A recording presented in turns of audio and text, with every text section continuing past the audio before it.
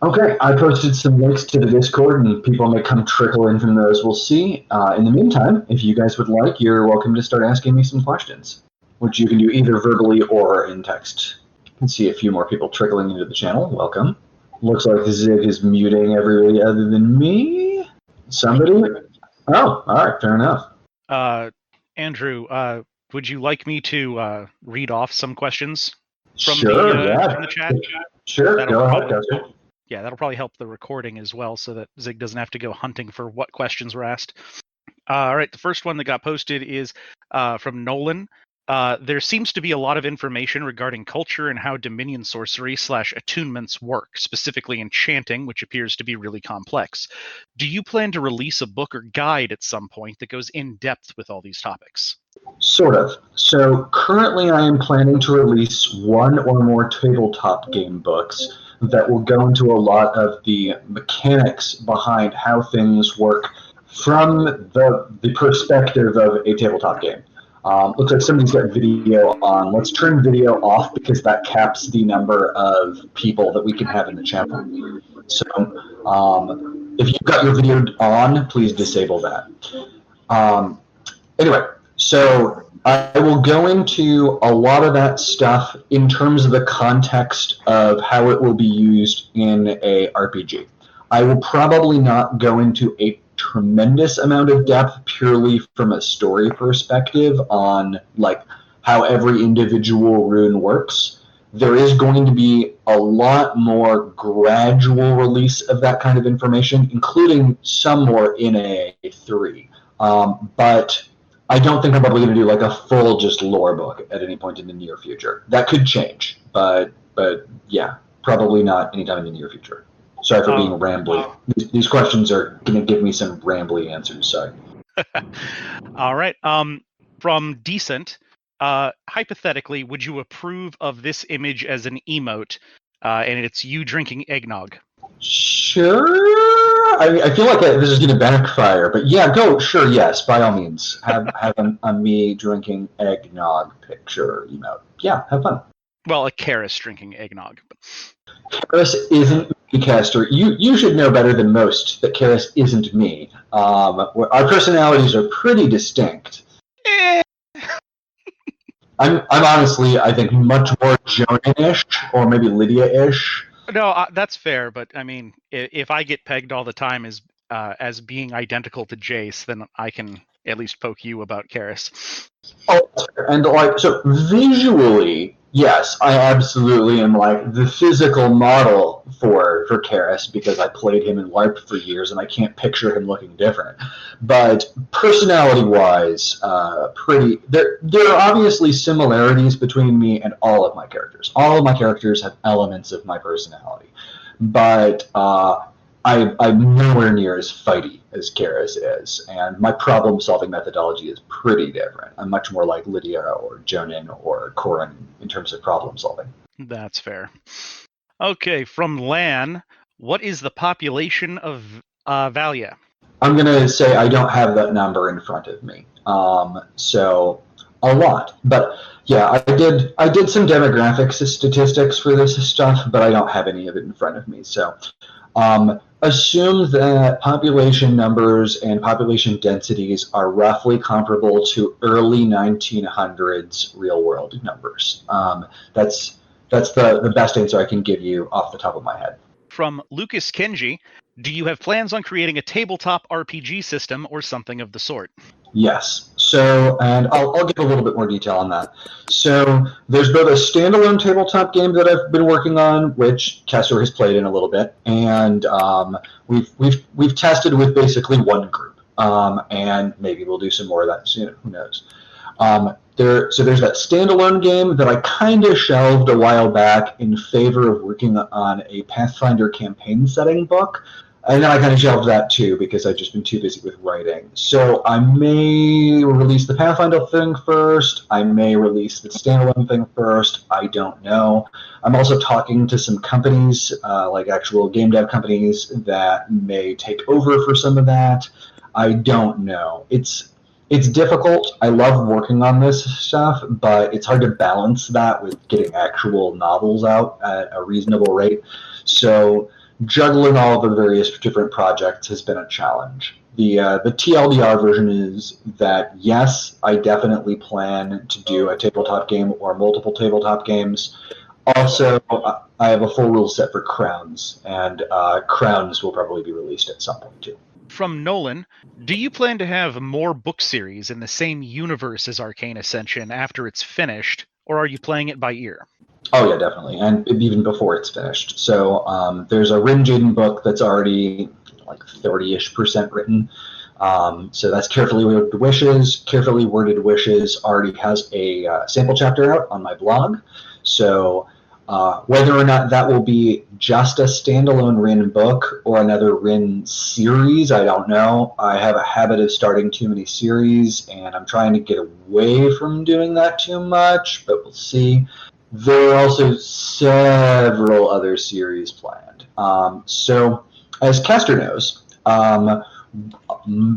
everything that I'm writing right now is earlier in the timeline of the setting than the original LARPs and tabletops and things like that I used to run, starting more than a decade ago, that served as the foundation for the setting and like world building and Dominion sorcery and all that fun stuff. All that came about through RPG stuff. So we're nowhere even close to the point where those games started timeline-wise. And if I was to adapt those games directly, which I may do some iteration of, that would be like 3 entire series in and of itself, maybe 4. So, yeah. I probably won't do all of those. I don't actually know yet. That's still a little murkier. There's already been a lot of divergence in the timeline from what it was going to be with the tabletop games anyway. So, but some of those events will definitely still happen in some way, or those characters will be addressed. There have been cameos addressing some of those characters and that sort of thing. So basically, there's still a lot of content. I also will probably do more prequel content. So like Rin mentions in Defying Destiny, minor spoilers. Sorry, there's going to be spoilers throughout this, guys, by the way. Just so you're aware, there will be some spoilers throughout this whole conversation. So in Defying Destiny, Rin mentions a partner. Rin's partner is a very, very important character in the setting who has been alluded to but not been shown on screen yet. That character will probably get a series at some point, and maybe it'll just be in Rin's series, maybe they'll get their own prequel series. They are extremely important for the setting as a whole. So yeah, that character is going to come up at some point. I may not even write that series. I have some other authors that I'm dealing with as well that may be writing some books in this setting. So, yeah, that's another thing. Let's see, other series. There are other prequels that might happen at some point. Jason Finayara books almost definitely will happen at some point, if not short stories. I wrote 2 Blackstone Assassin books before I published anything. I probably will not actually publish the Blackstone Assassin books, but I may do some version of them at some point. They may be serious, they may be parody romance books, we'll have to see. There may be some stuff with the Teos Pantheon prequel stuff. There may be Valiant prequel stuff. So yeah, I'm going to stop saying stuff that may or may not actually happen, but there are a lot of possible books and or series that could happen in the future, and I'll just leave that at that. All right. Let's see. Demon Hunter isn't able to make it, but he jumped the gun and tried to leave some questions. So I'm going to seed some of these in as we go. His first question is: does godhood require immortality, or possibly make you immortal? Godhood is a culture-dependent term. There is no universal definition of godhood in the setting.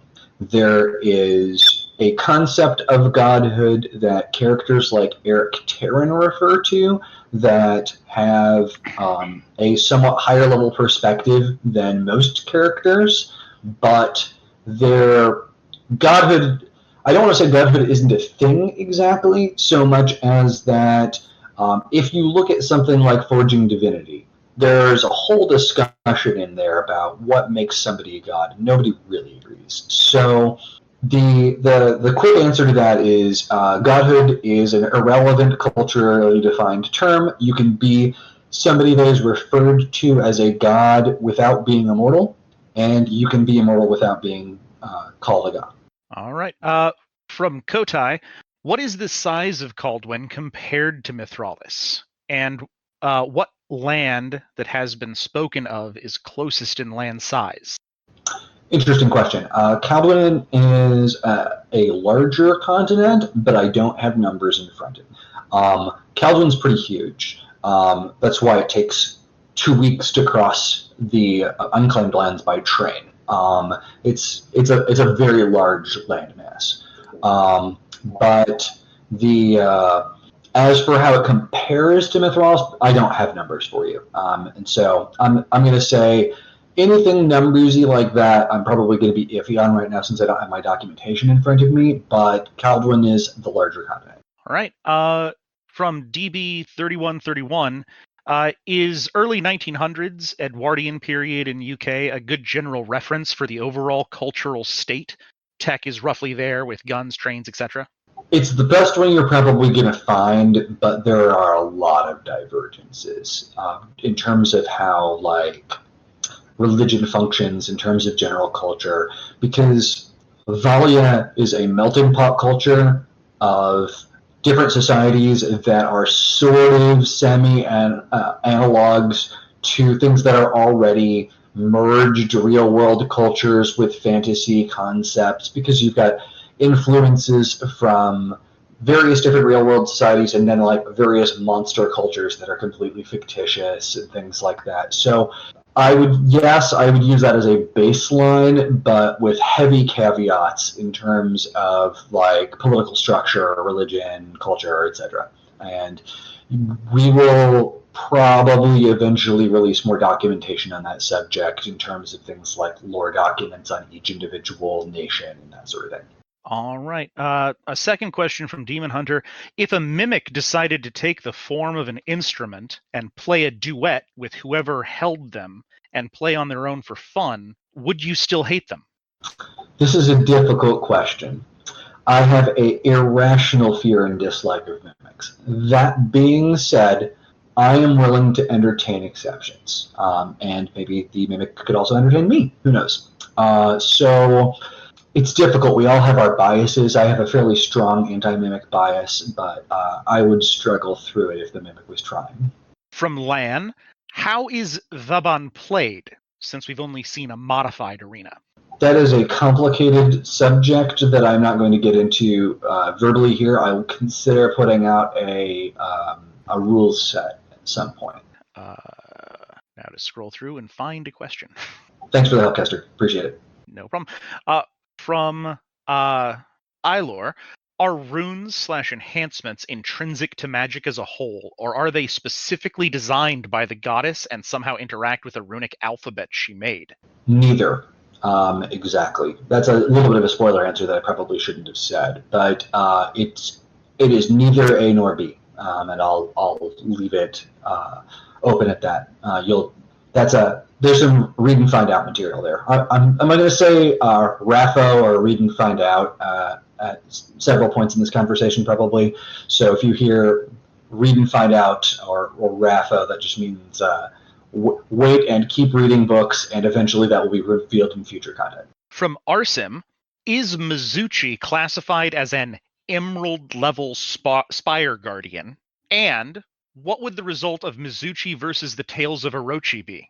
Okay, so good questions. Mizuchi does not have a...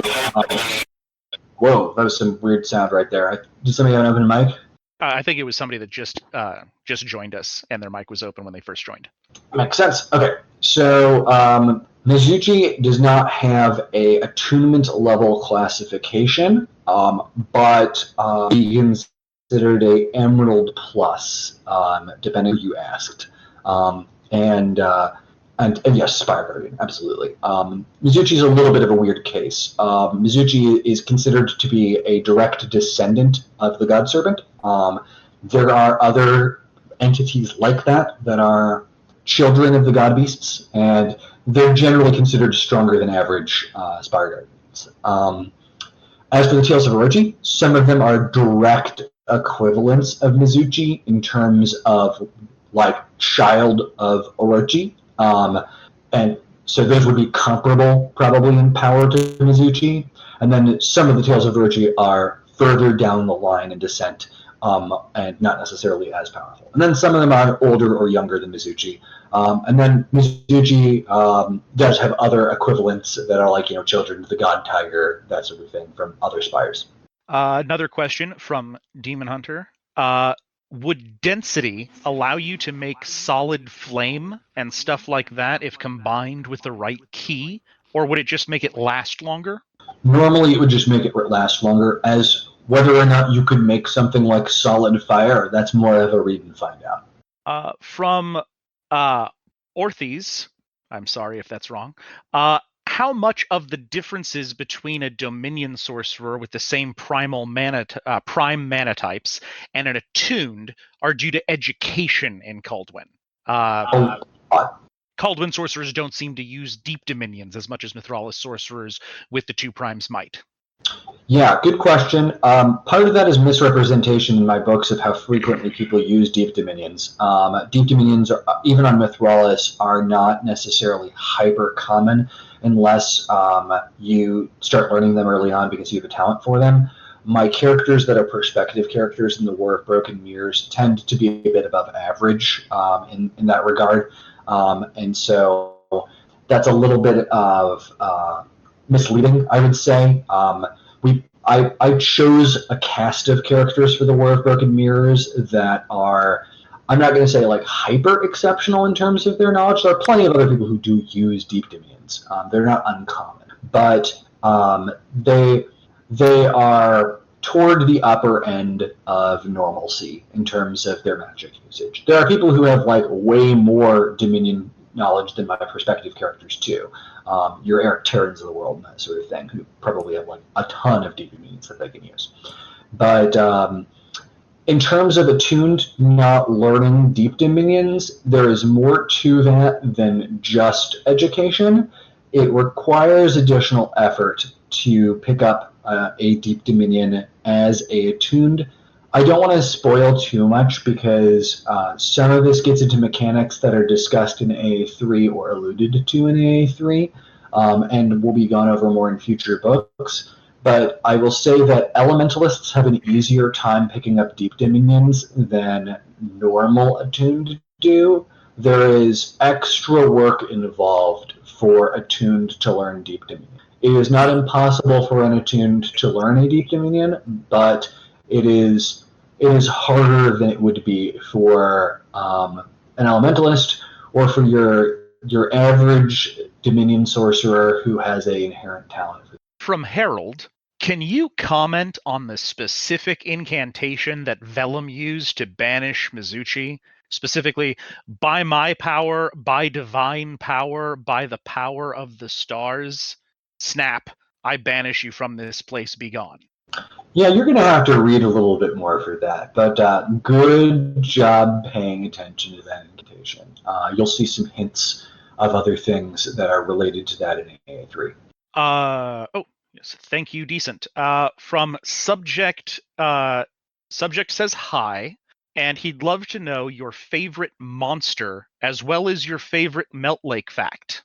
So hi, and my favorite monster is obviously Dawn, because Dawn counts as a monster, and Dawn would never forgive me, the author, if I did not say that Dawn was my favorite monster, or my favorite of really any category that Dawn could possibly fall into. And then what was the second part? What would your favorite Melt Lake fact be? I'm assuming that he is wondering if you've seen the Melt Lake facts that have been going around the Discord, and if you haven't, make one up maybe. I have seen some of them, but I don't remember them off the top of my head. So in terms of Melt Lake facts, let me come up with one. Professor Melt Lake is the reincarnation of Blake Hardigan. All right. From Zig, do you plan on posting information on all of the standard attunements now that Arcane Ascension 3 is released? No, probably not. It will depend on where I go with tabletop stuff. Tabletop stuff may end up at being where all of that stuff goes. I don't know. I've been trying to do a gradual reveal with like a set of attunements per book. It's possible that that's too slow. I'll think on it more. But yeah, probably not immediately, but maybe soonish. That was odd. Okay, question 4 from Demon Hunter. Is it possible with travel to catch yourself between a dominion and the core plane, like partly in one, partly in another, or is it all or nothing? Hilarious. Let's go with read and find out on that one. Right. I think I skipped a bit. Let me get back down. There it is. From Amy, could any of the sports from the books be played in real life with modifications, like some people play Quidditch? Yes, definitely. You could LARP it basically. You could LARP a lot of these games. You could LARP Mana Core very easily. I think. Probably easier with AR since I don't know. So you need some tech. You'd need like the ball to shift colors basically. But yeah, Mana Core would be relatively easy. And then, depending on whether or not you consider board games to be sports, you absolutely will be able to play Crowns soon because I have a rule set for it. We'll see when we decide to release that. From Kotai, if Valia is a melting pot, what country is the opposite, whether due to natural barriers or just general societal dislike to all outsiders rather than just specific countries? Great question. There are several different, more insular cultures in the setting as a whole that are like more isolated or that sort of thing. Most of them are on other continents, but in terms of on this continent, Cytenia and Erewhon are the two that are the nations that are the more xenophobic or isolated. From Avery, oh no, Avery is just handing off a question. Cryptid says hi. Also, this server has a blanket cult now. Reika is our mascot. Thoughts? Yeah, that sounds perfect. We should go see if Reika's around. Let me hold on. I don't see Reika online, but I'm gonna send Reika a message. Okay, while Andrew's distracted, I will comment. He's lying. Lydia is broken as hell. Oh, wait, did I not say that Lydia was broken? Lydia is super broken. Did I imply that Lydia is not broken? I believe your exact phrasing was, they're slightly above average. In terms of like number of dominions that they have access to, Lydia by book 3 is more broken. Lydia at book 1 is above average, but not like hugely above average in terms of number of dominions that she has access to. All right. Andrew, just let me know when you are back for more questions. I'm just related to Rika that Rika has a cult. We'll see if Rika comes and joins us. Okay. Are you ready for a question? All right. From Terrible. Talion cuts loose against all of the visages. How many can he kill before they take him out? So it really depends on where we're talking about in the timeline. If we're talking about Arcane Ascension, I'm going to go with, since he says Talion cuts loose, War of Broken Mirrors. Talion, War of Broken Mirrors gets absolutely stomped by visages. He does not stand a chance. Okay, from McCain, and I'm having to interpret this slightly. I think that they are referring to what you said about Mizuchi being a direct child of Seiryu. In the same way that the children of the tyrant are his actual children? No, there's a difference there. Okay. Nolan, it is, how do you pronounce Veikes and Seikes? You've just pronounced them correctly, Kester. Good job. Oh, wonderful. Final question from Demon Hunter. Could a purity elemental heal physical wounds with purity due to not being hurt by the spells? Or is purity actually limited to just status heals?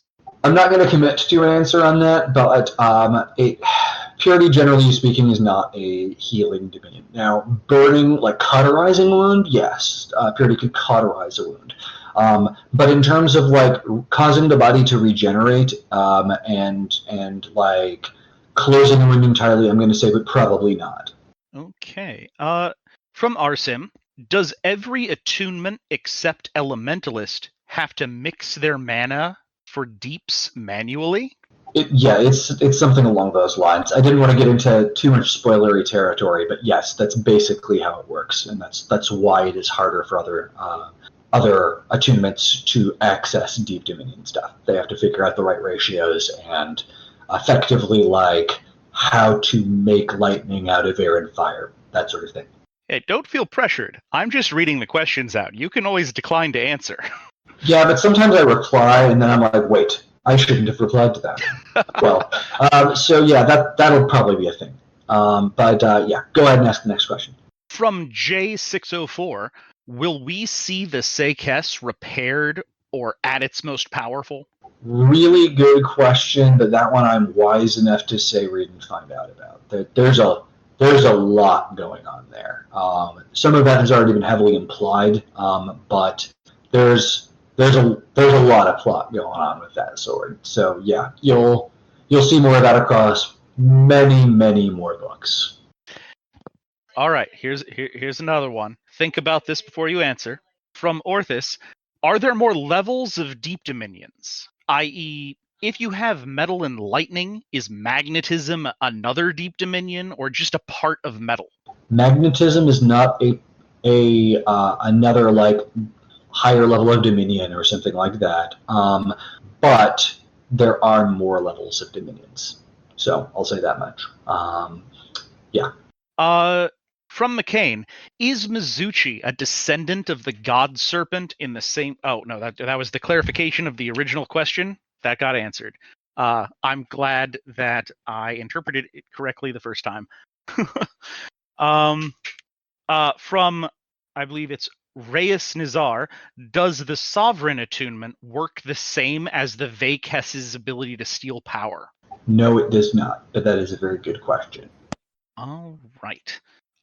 From Keth, does Caldwin have laws in place that punish enchanters for putting runes in public, a la graffiti? Yes, there would be general vandalism style or graffitiing laws, absolutely.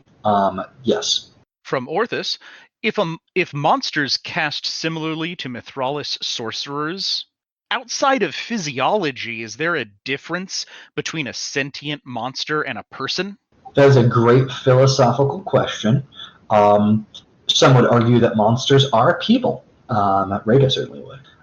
So whether or not humans as a species are in some way physiologically distinct from monsters, every individual species is physiologically distinct in some way. Whether humans are somehow more physiologically distinct, I'd say that is an artificial distinction. There are plenty of different species, including other humanoid species out there within this setting, and they all have various different levels of distinction from one another. Any classification of things as being like, this is human versus this is humanoid versus this is monster, that's largely cultural. For myself personally, the vast majority of my characters would say that there is no difference between monsters and humans. But Kester specifically would say there is a very big difference. So yeah. From Sterling Silver, is Corrin going to be Karis levels of overpowered? Subjective. I would say most people will probably say no. In terms of what Karis's endgame looks like versus what Corrin's endgame looks like. Some people would say that Corrin is more OP, though. It depends on like how you interpret character power. They are going very different routes. All right, here's a slow ball for you. From Arsim, was Zenkichi as strong as Mizuchi? Also, did Zenkichi have a shroud?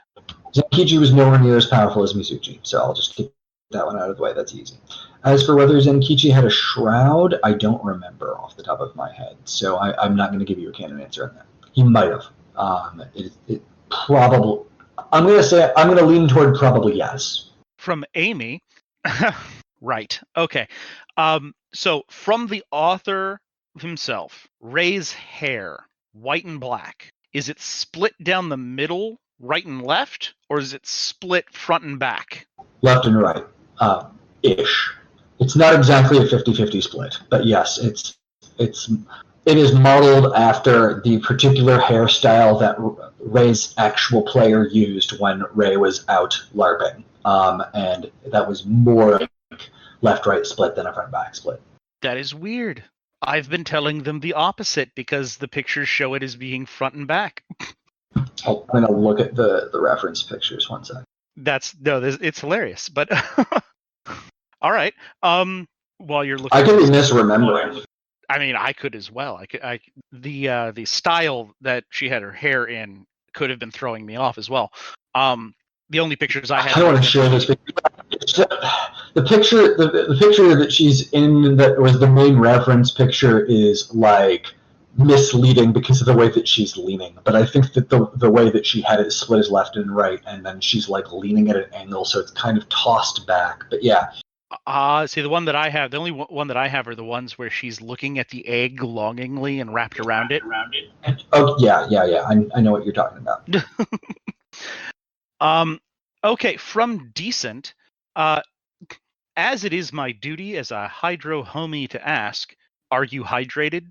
Yeah, I'm drinking water, although I'm going to go AFK for a moment. I'm going to drink a little bit more water, and I will be back in just a minute.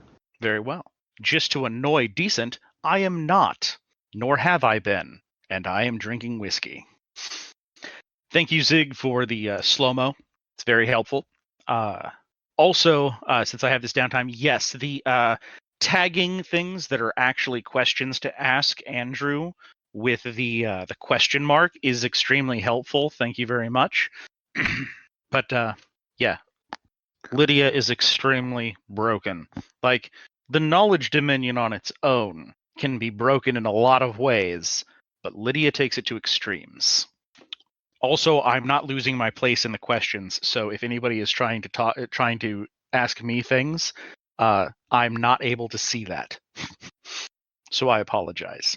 The emotes are good, Texas. I do see that one right there. Also, Texas, you said ask if there are any humans on Caldwin that are on the level of Diamantine's Wheeler. Is that you didn't get marked with a question mark. I don't know if that was a question to ask or if you were talking to somebody in the chat. Regardless, if that is a question that needs to get asked, if you could post it again and then tag it with that question mark symbol so I know, I can throw it in when we get to it. Crowns is going to be fun. It's kind of like a miniature war game sort of thing. You have different units with different stats, and they can move different distances and stuff. So if you like war game miniature things like Warhammer and things like that, excuse me, it's something like that, but with Arcane universe flair. I have returned and hydrated. Wonderful. Next up, from Orthus, is Cytinia named after a Teos pantheon goddess? Yes, but that Cytinia is not its original name. That is a name given to it by the people of Valia. All of the names that are used on the map are Valia's names for those countries. And they are all written from the perspective of people who came from the Exodus, and thus they are all written from a Mithralian perspective. From Terrible, could Caelford create an artificial attunement that would work on Mithralians, Artinians, or special cases like Karis? Maybe. That's a good reason to find out. I will elaborate that is something that characters will be explicitly looking into in the Weapons and Wielders series. Nice. From, going to say, Partikalon, how much world building are you doing outside of what you write down in the books? Yeah. Oh, good gods, a lot. There's just so much. Most of that world building is for the LARP and tabletop and things like that, of which I I have several hundred lore documents, probably a couple million words of lore documents for that stuff at least. So 10, 20 novels worth of lore documentation at least. And that's probably lowballing, honestly. Like there is a lore document for every Dominion. Honestly, like Kester has read most of them at this point, I think. And then every individual nation has one, possibly multiple. There's like 30 something pages on enchanting by itself. All sorts of stuff. There's bajillions of pages of lore documentation. And then I have new stuff that is written explicitly for people who are going to be other authors that are going to be writing the setting. So like I have a story Bible document that I've been sending out to people who might be doing other authors working on it, or adaptations into other mediums, things like that. And then there's lots of just like master documents that are for my own personal reference too. So I do maps. Some of them are terrible maps. Most of them are terrible maps. I'm gonna take a breath. I have a tendency to just start talking and then like slowly asphyxiate as I never stop talking. Yeah, so I have a lot of documentation that is specifically to remind myself about things. Like I have a calendar doc. Zig is gonna hate this, but like I have like 4 different calendars on one spreadsheet with different dates offset, and that's a thing that I reference. I have attunement level spreadsheets. I have just a list of all of the attunements and how they work. Lots and lots of documents. So yeah, that's my answer. Tons. Lots of it. From Happy Llama, would you ever consider your series to be adapted to TV or an anime series? And who would you ideally cast as the face/voice of Karis? Oh, that latter part is one I don't think I've been asked before. Yes, absolutely TV or anime. I would actually prefer anime. I would definitely prefer an anime or Donghua. I think that's how you pronounce that, but the Chinese equivalent of anime. Yes, I would love something like that. I don't have an actor in mind for Karis. I would want a martial artist. Ethnicity is much less of an issue to me than the person being able to sell the character being a martial artist. Somebody who is a talented live action martial artist would be my pick. I don't have a canon casting for him at this time. From Mev117, I believe this is in reference to if Talion had went all out against the Visages. How many could Karis take on from if it was Karis from On the Shoulders of Titan? Depends on if we're talking about one at a time or in a group, and whether this is Karis with no ethics. Karis with no ethics, who just wants to take out as many Visages as possible and has no compunctions about what methodology to use, blows up the planet. That would be the answer there. And blowing up the planet would probably get most of the Visages. A character would be able to take on most Visages one-on-one with a reasonable win rate, and would probably lose 2v1 against virtually any Visage in a straight fight. It would depend. There's a lot of circumstances involved there. Karis that is in character would prep before trying to fight a gauntlet of Visages, and the Karis that you have seen in On the Shoulders of Titans is heavily limited by a number of factors that you are not aware of yet.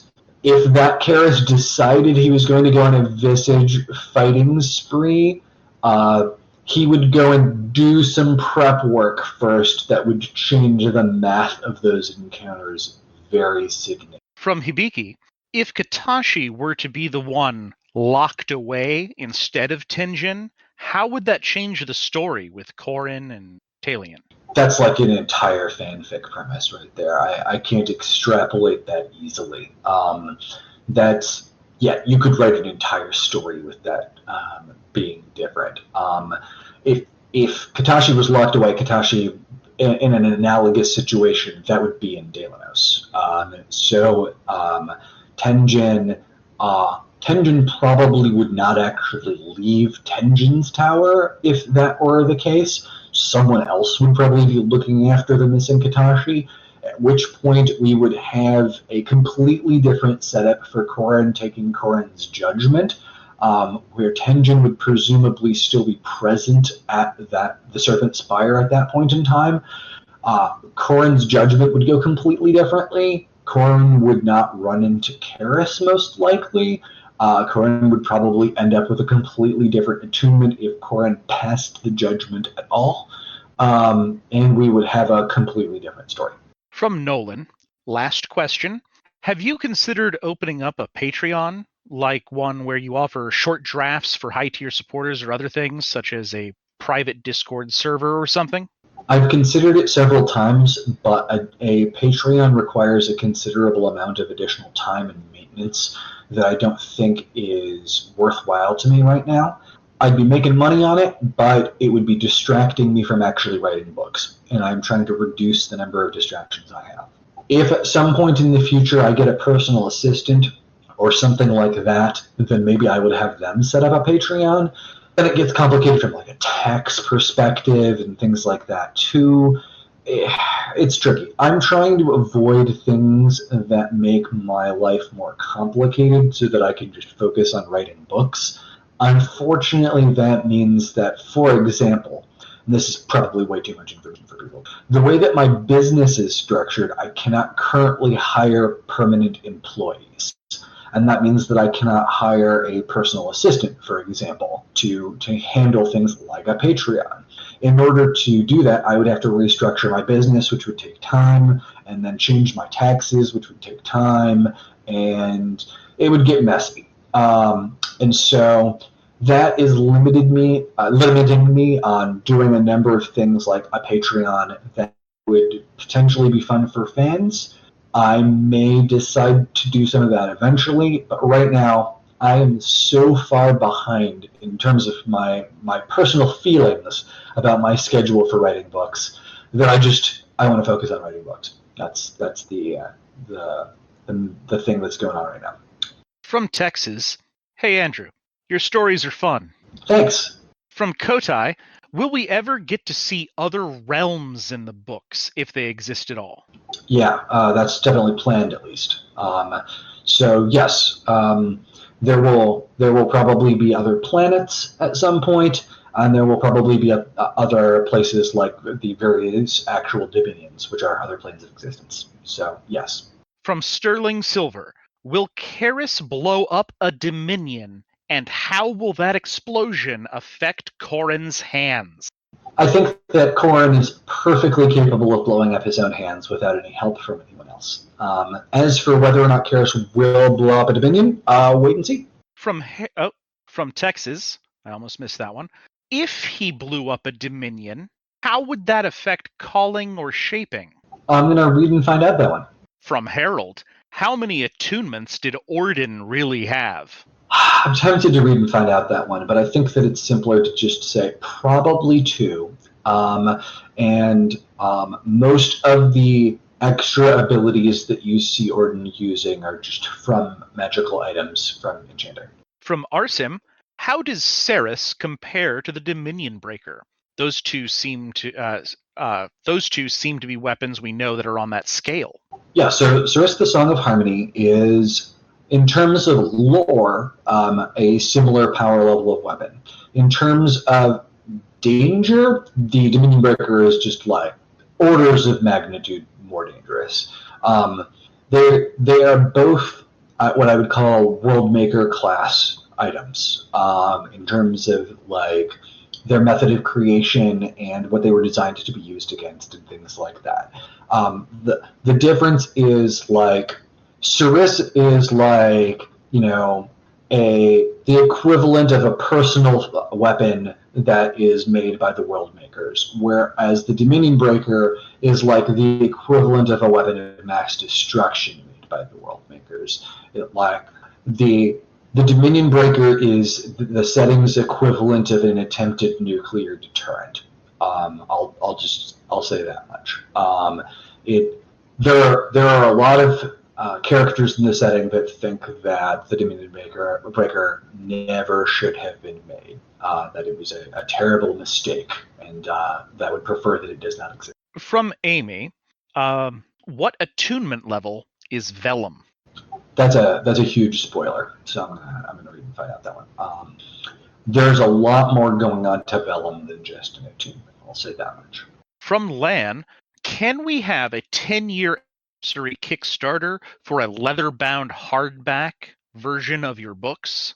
Appreciate the interest, but no, I will probably not do anything like that anywhere in the near future. The amount of time and energy it would take for me to run a Kickstarter would be a distraction, much like a Patreon, and it is not worth it to me to spend months doing that for both running the Kickstarter and the fulfillment process. Maybe someday I will get somebody else to do that type of stuff for me, but then again, that would require me to change my business structure. Okay. From John Doe, how do Orden and Teft make those runes in the air? Read and find out. From Sean, hi Ro. Is it possible to multi-thread your mind by using memory mana or some other mental-based mana? Yes, there are ways to do that. J604, I apologize. I'm not entirely sure what this what your question is in reference to, but J604 asks, Corrin is support? Oh, in terms of character role, yes. Assuming I'm understanding the question correctly, I would consider him to be a support character as opposed to like a DPS character or, you know, a tank or that sort of thing. From Avery, I don't expect this to be answered, but is the only barrier to reaching a hypothetical Sapphire attunement level just getting enough mana, or are there other things that make it difficult? Read A3. From Keith, what would you consider the official shorthand for Arcane Ascension 3? A3. Wonderful. Yeah, that was a good one. Good time. From Catrillion, in Arcane Ascension 2, Professor Vellum slipped up and almost said dominions instead of mana types. How does she know about that? Is she not from Caldwyn? Or did she just learn about that somewhere? There's a lot going on with Professor Vellum. You will find out more about Professor Vellum both through inference, if you read carefully in A3, and somewhat as well in Weapons and Wielders 3, and then more gradually over the course of the next multiple Arcane Ascension books as well. There's a lot going on with Vellum, and that's going to be fun for people to figure out. And I'm going to go AFK one more moment to hydrate some more. Okay. What do I see down here? Amy, you don't have to redo the hair on your drawing. Maybe that's correct. I call Schrodinger's hairstyle different every time you look at it. Caithton, Kester is not the Lies Man. Not at all. Well, Kester the character is not a Lies Man. Kester the me, maybe. I don't want to look further down because I don't want to lose my place. Although I am seeing how far down the comments are going, and I'm really hoping that most of those aren't questions. But I know I'm wrong. Kester, I'm marking things in gray question marks, so you can scroll down if you so wish to find your spot again. Oh, I see. That is helpful. Let's see, we got anything else here that I can comment on glibly. Yes, Orthis, whiskey. Whiskey is good. What kind of whiskey? Is Basil Hayden's. So bourbon, but decent. I must be this way to oppose you. Specifically, I don't like you. I'm targeting you with back in time for Kesh to be rude. What? All right, so now that Andrew's back, where are we at here? Okay, this one's a bit of a confusing one. I know what they're coming from. So from Arsim, why can't Orden use line of sight teleportation? This is specifically having to do with them knowing about how teleport sort of works from me giving them hints and information so they could use it in RP, and the fact that in the novels, there's lots of situations where just teleporting a short distance within line of sight would have been helpful for Orden, but she chooses not to. You'd have to give me specific circumstances in which I could answer why Orden did not do that, but Orden can line of sight to teleport. There are reasons why Orden might not be line of sight teleporting, like mana cost or incantation time, or not playing all of Orden's cards openly.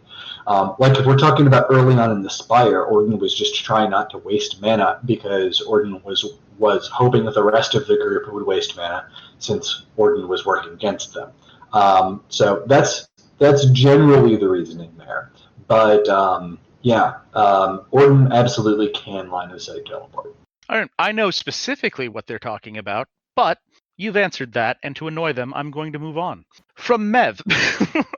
From Mev117, will Corrin ever go Gilgamesh level of magic items with either the Jaden box or his own version of the Jaden box?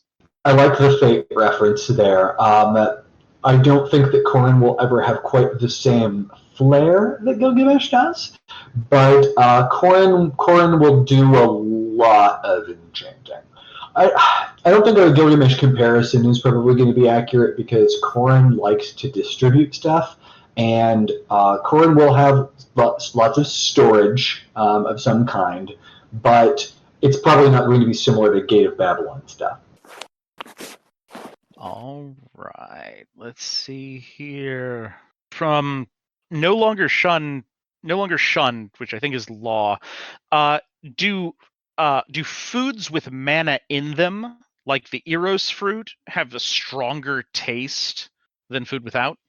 Depends on the particular food and the amount of mana in it. But to your average person, on an average case, I would say no.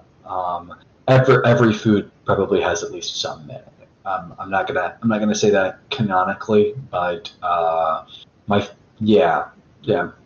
yes. Considering that everything in the world is made of mana, basically, or at least is from the Dominions. So it's kind of a false dichotomy, I would say. Things that are used to build mana, like an Eros fruit, just have more mana of a palatable type than other types of foods. There will be more on like mana food stuff later, but I would say that no, that's probably not going to be a huge impact on taste. Hibiki, does Nick Podel's voice acting in the audiobooks do justice to the characters you have made? Has his acting of characters changed anything in later books after hearing him voice your characters? He has not changed anything, but I do think that he is a phenomenal actor, and he is certainly the iconic version of a lot of characters for a lot of people. To the extent that I know that Reika, for example, has changed the way that Reika plays Reika as a result of listening to Nick play Reika to some extent. But I generally have a firm idea of how my characters sound in my own head before Nick does any kind of rendition of the characters, and that generally does not change. The only thing that I will say, and this is not to be negative or anything like that, but Nick's rendition of Karis has shifted over time, and I prefer the earlier rendition to the heavily accented version. The heavily accented version, I think Nick picked to distinguish the character's voice from Corrin's voice, which makes sense in shifting who the narrator is to make sure that they sound different. But I found that a little confusing, personally. But that being said, Nick is a phenomenal voice actor. I understand the reason for the change. It was just a little weird, jarring. From Terrible, monsters and human interbreeding. How much of a genetic legacy does the child inherit from the parent? Example, Talion and Reika get it on. Could a child a resulting child pull off Reika's multi-form abilities, or would they just have strong spirit powers? That particular coupling would not produce children. So sad face for Karis Reika shivers, I'm sure. But in terms of interbreeding between characters of different species, there are, say, a potential half-dragon child could potentially do shape-shifting things. It depends on the particular species coupling. There's a lot of variation there. This is not a single factor thing. There are inheritable characteristics from different species. Some species are compatible for that, some are not. From Orthus, can you give any details on the difference between the Executioner attunement, creating weapons out of mana, and the Shaper attunement, and Mara's Shroud shaping? Those are all means to do something that's pretty similar. So Mara's Shroud shaping is creating a weapon out of enhancement mana. Almost purely enhancement. A Shaper is doing something very similar, but with density. And they could do it out of enhancement too, but primarily density. And so by comparison, Mara's enhancement blade is more energy-like. It's more lightsaber-ish, whereas a Shaper's weapon is more solid. That doesn't mean that Mara's lightsaber-ish thing is going to cut through things like a lightsaber. It generally won't. It's more just an energy weapon. And a Shaper thing is going to be more solid. A Executioner's weapon is closer to Mara's, but more dangerous. It is a mana type that is, and a core attunement function that is designed for sort of automating an effect that is similar to what Mara is doing, and it is generally stronger than what Mara would be able to make with just enhancement mana alone. But a sufficiently skilled Mara at a high enough level could, make a potentially stronger weapon than an average Executioner could. The amount of mana that you're investing is relevant for these types of things. So, yeah, similar stuff, slightly different end results. From Arsim, okay, so can Edria's song do that shaking the whole island thing consciously, or was it a one-time thing when Diamantine was transferred? Edria's song could do that consciously. Partikalan, I am not a narrator of some kind. I am just really good at speaking. Let's see here. Maybe you should do some audiobooks or something. Yeah, that is so much. There is a lot to get into that, and I do not have enough money saved up to survive long enough to get that going. Aw. Orthus, what kind of whiskey am I drinking? I've answered that. Basil Hayden's. Where am I at here? From Arsim again, any big differences between Deep Dominion names for Kaldwin and Mithralis? Yes, but I don't have a list off of the top of my head. But yes, there are canonical name differences. Even within different subcultures, people will use different names. Like, just to give you a quick one, there is a Dominion that is referred to as Incineration on Kaldwin, that is referred to as Ashes on Mithralis. There's also a Dominion that is referred to as Dawn, as in like Dawnbringer, on Kaldwin, that has a different name on Mithralis. Things like that. I think... Okay, so if that's supposed to be a secret, I think I may have already spoiled that one. That's fine. Is it still Retribution? Yeah, it's still Retribution. Okay. All right, where are we at here? Sekomi asks, it was heavily implied that the ice armor from the Sleece Lian is nearly unbreakable. Is it just ice mana, or is there something else mixed into it that strengthens the armor? It's not nearly unbreakable, but there is more than just ice mana involved. From Orthus, amongst those known as gods, which is the best swordsman? Ooh, really good question. Depends on if we're just talking about living ones, and that's like a hugely spoilerish thing in and of itself. Okay, So, best swordsman is a really open-ended question that I could ramble on forever, because it depends on if we're talking about like who would win in a fight versus who has the best technique and footwork, who has the best inherent talent, all that fun stuff. So, I would say that in terms of just general aggregate stuff, Valian is probably the best swordsman. But there are a lot of people who would debate that based on other characteristics. From Arsim, what were the 5 dominions that Lydia knew at the start of Forging Divinity? This feels like it's a trick question, but if I'm remembering correctly, since it's been a while since I've read Forging Divinity, knowledge, dream, protection, what else? Those were the main ones. I mean, you have an easy out here. You can just start going, just do the associated primes. No, but see, so the people don't always have the associated prime like prereq dominions in the books. Like it's not like they can't have them, but it's not like the tabletop game or whatever where or the LARP where I have people buy through the prereqs in order to get to a deep dominion. Oh no, even in the LARP you could bypass that requirement. It's just take innate talent. It's supposed to be somewhat rare. Yeah, I mean it was mostly protection, knowledge, and dreams. In the beginning of Forging Divinity, if I remember right. I'm trying to remember what else Lydia had access to aside from those 3. Without saying too much about what happens in future books, 5, yeah. It's been ages since I wrote Forging Divinity, and I don't remember off the top of my head. I probably shouldn't admit that, but yeah. All right. Let's see here. From Lan, do you have a name for the lake that is between Beaufort, Hathridge, and Estermark? Ouch.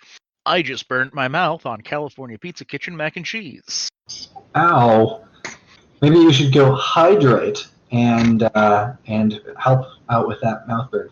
And I don't have a name for that on the map itself. I might in the lore document for Valia, but I'm not going to pull that up right now. So I don't know off the top of my head. All right. Here's a good easy one for you. From Sterling Silver, is telekinesis possible? Sure. I mean, motion sorcery is a form of telekinesis, so is a transference mana. Telekinesis is a loaded term. When I think of telekinesis, I just think of like literally moving something at a distance. The literal definition of telekinesis, like kinetic energy at range, and that is motion sorcery or transference. If you are thinking mental powersy stuff, essence sorcery is closer to that than dominion sorcery or that sort of thing. We'll get into essence sorcery eventually, but really, like, motion shaping is already telekinesis, as far as I'm concerned. Oh my. You've been keeping the whole essence sorcery thing under wraps. You haven't mentioned that at all before, so... Have I never name-dropped essence sorcery before? Ooh. Well, mistakes have been made. All right, moving on. Keith asks, since shrouds, as known by Attuned, aren't really a thing outside of Caldwin, does that mean that there's a function of attunements just to color them? Yes. 100% yes. From Sean, how rare are mana nodes out in nature beyond the towers? Pretty rare on this continent. There is another continent where running around and gathering mana nodes is like one of the primary forms of character advance. I actually have a whole book in progress that's like one of my secret projects where the protagonist runs around and gathers mana nodes. But yeah, on Caldwin, there are still quite a few of them, but not so many that you could be just like making a career out of harvesting them easily. I'm not going to give you like a density level or something like that in terms of how common they are, but There are some, but it's not like you can run around, for an hour and easily find another mana node unless you're in a very mana-rich location, and those are rare. So just as a clarification, in case this is the direction the question was going, it could be that they are referring to an area in Caldwin or in the world at large where mana is just naturally concentrated. So there definitely are places like that in the world. There are only a few places like that on Caldwin. Most of Caldwin's mana is more distributed toward things like the temples and the spires. And so you've got those centralized locations with lots of mana with like giant mega crystals in those locations. But there are also areas on other continents where you can be like running around and being like, hey, here's just like a floating blob of mana. I'm going to grab that and find some way in order to process it and upgrade my powers. That is a thing on another continent, but less common. From Orthus, a follow-up of the Arcane Ascension as a television show or anime. If Arcane Ascension were adapted as an anime, who would you have Nick Podell play? In terms of English voice cast, Corrin, probably. I think his Corrin's fantastic, and that's his most iconic role for the series as a whole.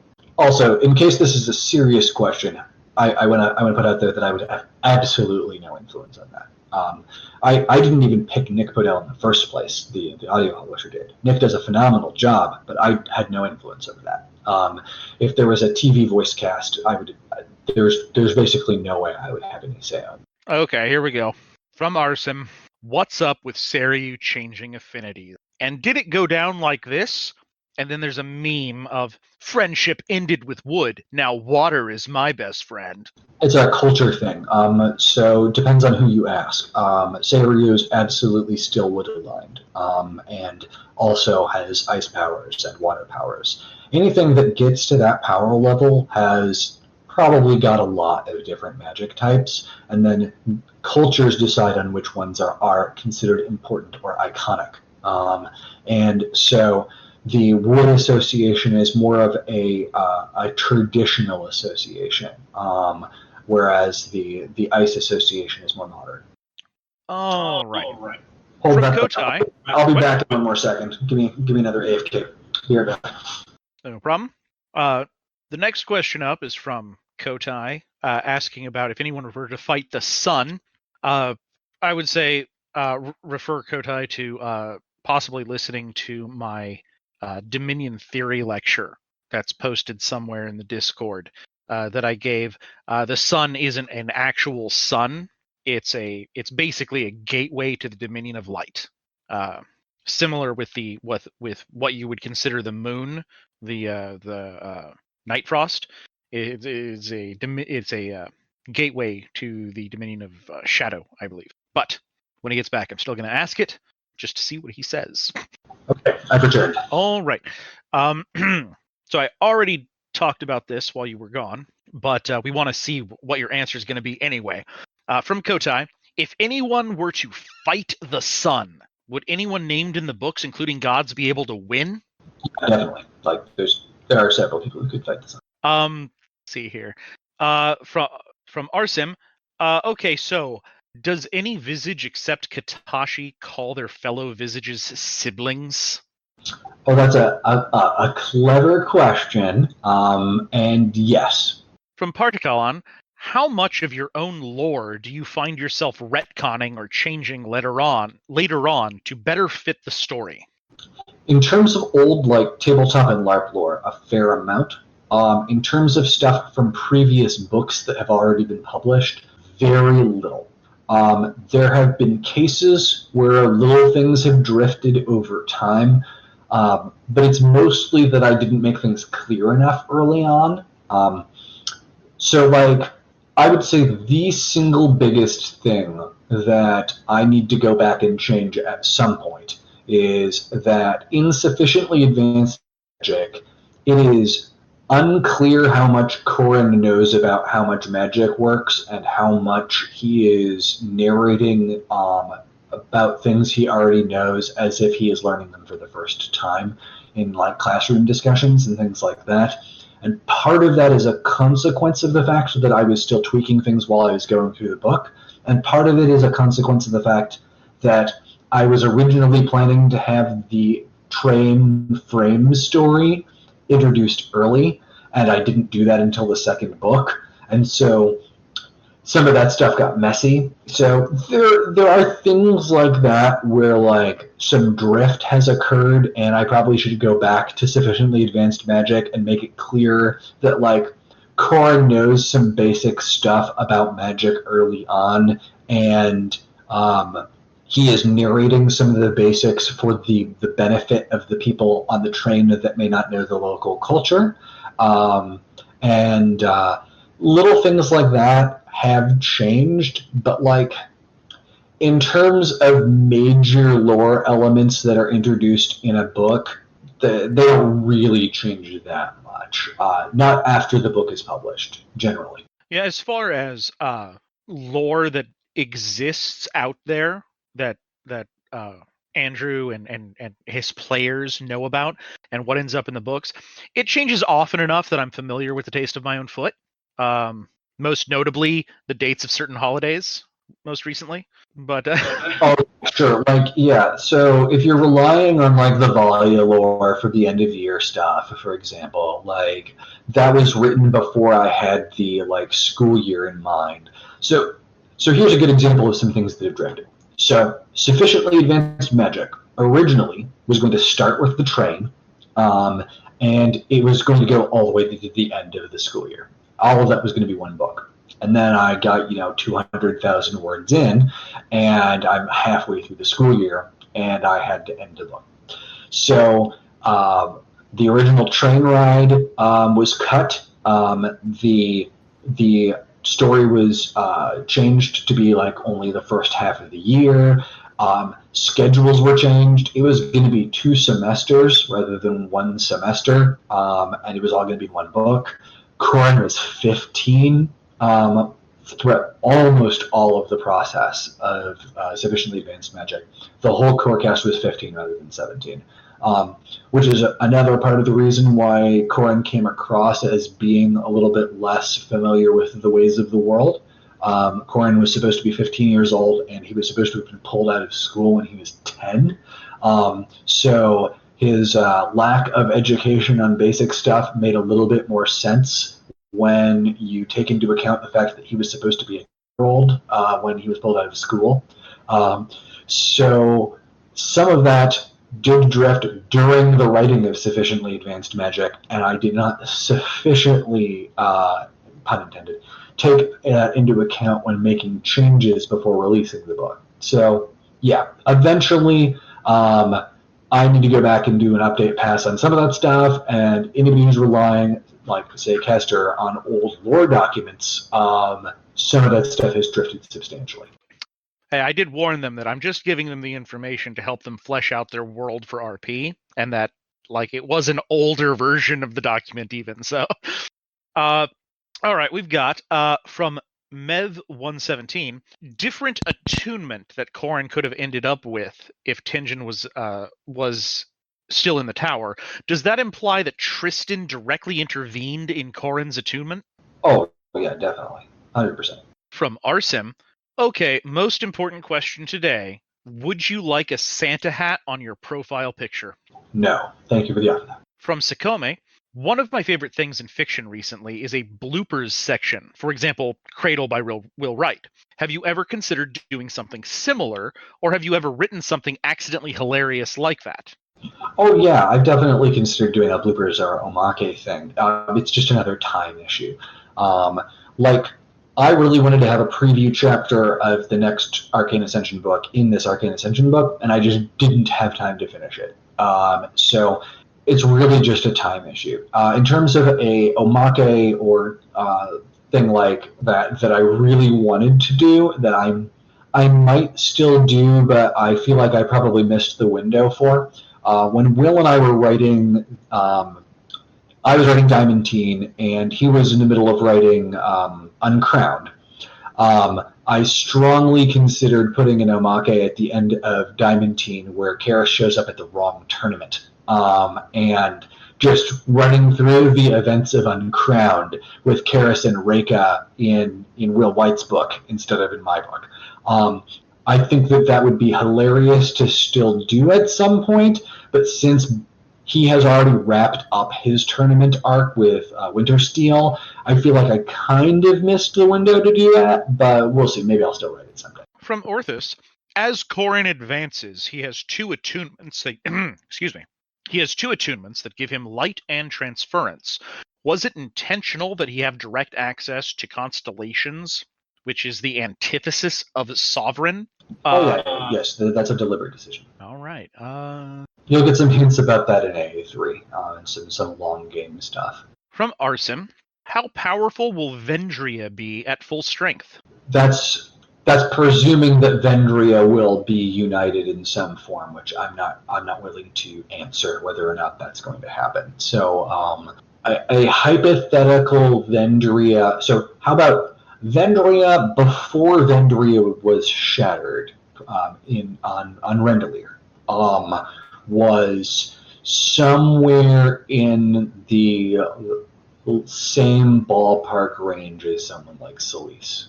You played a good game, Arsim. You lost, but you played a good game. From Avery, can we borrow your real-life Seikes and use it to destroy the Dominion of Time? Oh, I wish. That would be nice. I mean, honestly, it would have some pretty serious consequences, but time is the enemy often. So I sympathize. I think it would be a bad idea, but I sympathize with your motivations there. But no. From Zig, do the Dominions have a geometry that we could conceivably map out? Yes. Ish.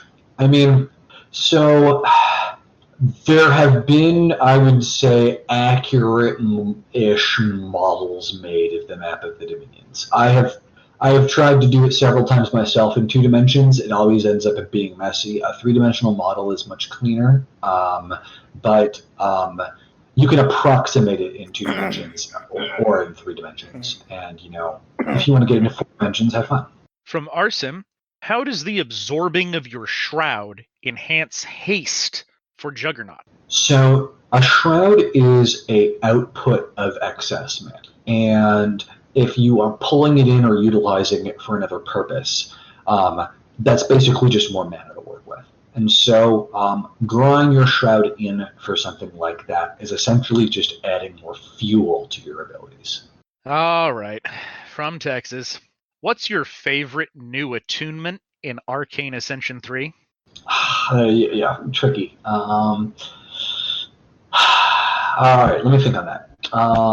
So I can give a non-answer. No, maybe I'll give a real answer. I don't know.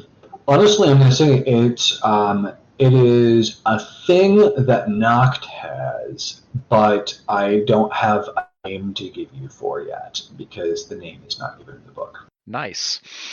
From Orthus, is the Dominion of Heat primarily related to transferring energy, or does it have to do more with actual temperature? It would depend on who you ask. That's a subjective question, I would say. So both. From HK42, should we be on the lookout for any cameos in Arcane Ascension 3 from other authors' books like there were in Arcane Ascension 1 and 2? There should have been, but I forgot to put it in. So, oops. Sorry, John Bierce. If you're here, John, I'm sorry. So maybe next time. From Kotai, how many books do you plan to have for each series? Will they all be 3-book series like War of Broken Mirrors, or will they be variable? Variable. And Arcane Ascension is going to be much longer. 6 Sacred Swords is going to be much longer. As for any other series, I don't know yet. But yeah, Arcane Ascension was originally planned to be 6 to 7 books. It will probably end up being longer than that, and I will probably be writing it a ridiculously long time. 6 Sacred Swords also originally planned to be 6 to 7 books, and that one is more likely to stay on target, but still iffy. there's definitely room for that to end up being longer than 6 to 7 books as well. So we'll see how things go. I will mention, Orthus, you are correct. Schrodinger's experiment is a bad example for Reika's hair. It's more of a quantum state. From Arsim, any particular reason why all of Lydia's spells showed a green aura? Or did the items have anything to do with the emerald level? Items are involved with that. From Nolan, Kester, how's life going? It's going quarantinely. It's great. Haven't seen anyone in about a year. Yep, same here. All right, decent. Hold on. No, that's directed towards me, not to Andrew. Yeah, no, I mean, you left yourself open to it. I'm going to say, you know what you did. Let's see. From Race Nazar, would it be possible for Corin to make a perception mana item to speed up his experience of time to use a larger scale haste spell? If Corin had access to somebody who was able to provide a perception mana for enchanting, then yes, that's absolutely possible. Related from Amy, will Corin ever make himself perception goggles so he can see better? Maybe. All right, from Harold, is certain information from the Dominion of Knowledge considered classified to certain individuals who do not meet a necessary level? Examples where dominions come from, where did world makers come from, how to become a god? Most of that would fall into the Dominion of Secrets. From non-specific, I was wondering if Andrew wanted to answer what dominions are involved in pocket dimension type stuff, like the Jaden box, or the one that Talion entered before defying destiny. Mostly travel, but in terms of other stuff, logistics-wise, for like how you'd create that or how to access that, I'm going to read and find out that.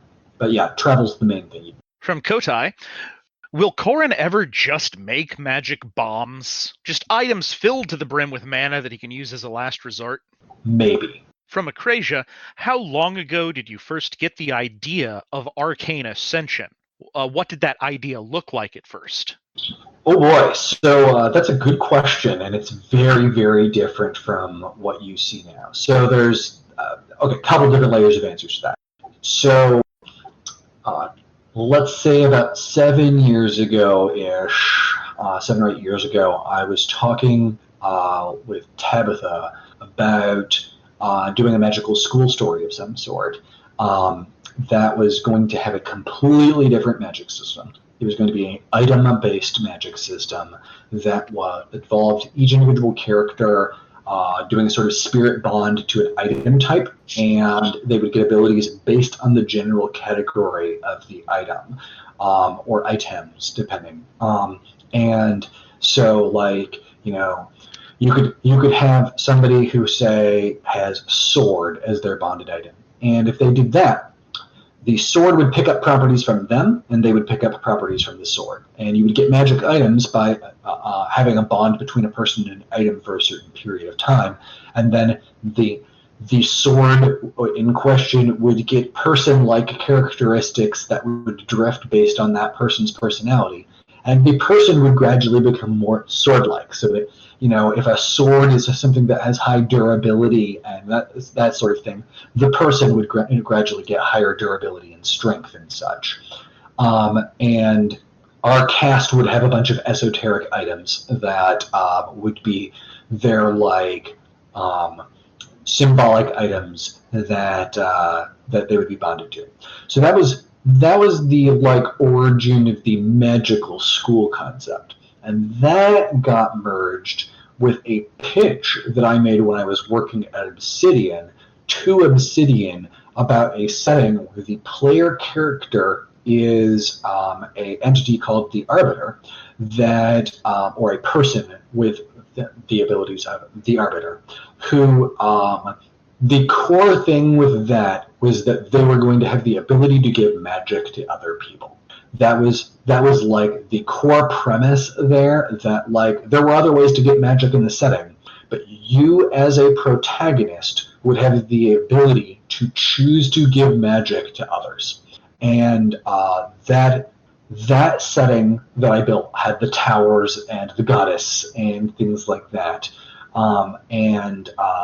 So Corin was sort of born out of that arbiter concept, and the setting was largely born out of a combination of the magical school concept and this pitch that I made to Obsidian. From Lavinia, hey Sal, have you seen all the wonderful recent fan art? Oh no, I haven't. They're pinned into So I the should fan probably art check channel. that out. Can I move channels without losing my voice stuff here? Yes, you will remain in voice chat if you go to a different channel. All right, I'm gonna go take a look. Oh, there is art. I do believe that the most recent stuff There is is art in the fan art show. Wow. the new more recent stuff is pinned at the pinned messages. Ah, excellent. Oh, there's some great stuff here. Definitely gonna have to share this best of dragon to Canon Reka. I've seen Lo-Fi Corin before. Fantastic work, Cryptid. Oh, I like our Derek Hardigan as well. Oh, and Dyson is perfect. Yes. Yeah, these are great. All right. From Thank you for J6 this stuff. I had not seen a lot of this. from J604, Rin Jaden at her max. How strong would she be? Say she fights without worrying about the bad dude escaping from her back. Terrifyingly strong. I don't necessarily want to give you a specific on that, but because we're going to have Rin Jaden books, but one of the strongest characters in the setting as a whole. Rin is very, very serious. Ooh boy. Okay. Here's another good one for you to think about. From Terrible, is Karis infertile due to what he is? Or similar to how gods have trouble having kids? I think I heard that somewhere. Is it a fixable problem, either for gods or Karis? I don't think that there's ever been a general statement that gods have trouble having children. If there has been, I would argue that was probably a misrepresentation on my part if I said that. There are some specific deities that have difficulty having children, some do not. God is a very open-ended term. It's culturally defined. As for whether or not Karis is incapable of having children, that is a fairly major plot point and be discussed at some point. All right. From Arsim, what is the best body spell, like body of iron, etc.? There is no best one because they're just drawn from different dominions or combinations of dominions. They have different pros and cons to them. Generally, deep dominion or mixed ones tend to be somewhat stronger than the prime dominion ones, but there is no one best one. Without spoiling Diamantine, I will say that as a general rule, the best one that Karis has access to right now is the best one that he has access to as of Diamantine is the one he starts to use of Diamantine. That is not necessarily true as of Arcane Ascension, where he has more stuff. From Orthus, all of the continents have disparate magic systems. Is there an underlying system that powers all of them? Or is there a functional difference between, say, spirit arts and the spirit dominion? Underlying system. They're all effectively drawing from the same stuff. From Spin Dash, how many continents are there? I'm going to read and find out that one. From Acrasia, when using sorcery, could you make the cost draw from someone else? For example, make someone else lose their sight in order to cast a perception spell?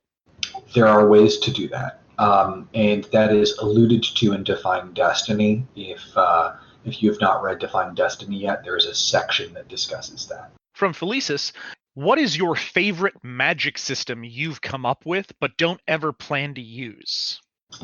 Ooh, that's tricky. I don't know if I have any that I never plan to use. The item one that I mentioned earlier is interesting, but I will still probably use some variation on it at some point in the future. I have a lot of them that I do plan to use later. So I think I'm going to have to give you a non-answer on this one because I don't know which ones I'm going to use and which ones I'm not. From Hyperion, are there any good children of the tyrant? Ones that hate him enough to help Corin?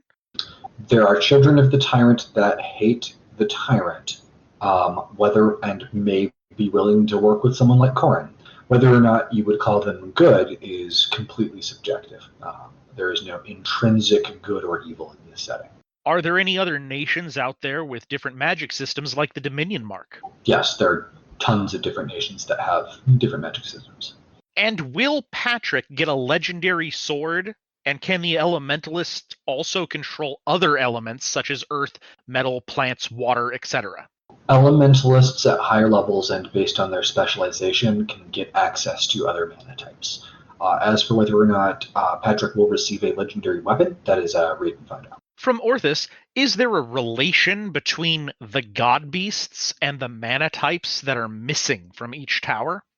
Yes. From Catrillion, why did Karis show up in Caldwyn 400 years after the city fell? Did Eritar do that on purpose? Let's try to avoid spoilery questions like that. But that's a loaded question, and there's a lot more to what's going on there than what the question implies. So I'm going to say read and to find out. Karis will be asking that almost exactly that question pretty much as soon as Soulbrand starts. He's going to be looking into that. That's a major plot element for Soulbrand. From Lavinia, how much can we, Karis, information is truthful/accurate? You can never trust that anything from Dervis is going to be completely truthful or accurate. That is a good one because I never actually explained it to anyone. From Nexus, the Night Frost. Does it look like the moon, or is it just like a black hole in the sky? It does look more like the moon. From Arsim, how does Ginbu feel about Seryu being called the Water God Beast? It may be a slight point of contention between the two of them, but they don't have family gatherings very often, so I don't think it's going to come up very much. Catrillion, you may still be reeling from the reveal that the sun is not a sun. I would suggest, if you have the time, listen to my Dominion Theory talk that I gave on here and find out what the stars are. What do we got here? From Kotai. So I have noticed that every time a story is told by characters to other characters in the main universe, that the book is narrated in first person. Will that rule stay as a general rule? Not necessarily. It's easier to do that way. But I may do more third person at some point. We'll see. First person is more comfortable for that style of story. But there are advantages to switching back to third person and having more perspective swapping, even if I'm going to have a primary narrator. For example, it's much easier to sell somebody's badassery when you can switch to somebody else's perspective and show that badass stuff happening from somebody else's perspective than it is for the narrator to describe their own badassery. So we'll see. There are definitely advantages to the third person style, but I think I'm primarily, as long as it's somebody telling a story, it's probably mostly going to be first person stuff. All right, here's one from Herodotus that is a very big question that has been going around the Discord for some time now. Had Tristan not interfered in Corin's judgment, what attunement would Corin have gotten? There are a lot of variables there. So it would depend on when he took his attunement, who was observing his attunement, and the specific choices that he made. These things are not going to always be consistent because on any given day, any given person may make different decisions depending on, are they sick? What mood are they in? What did they eat for breakfast that morning?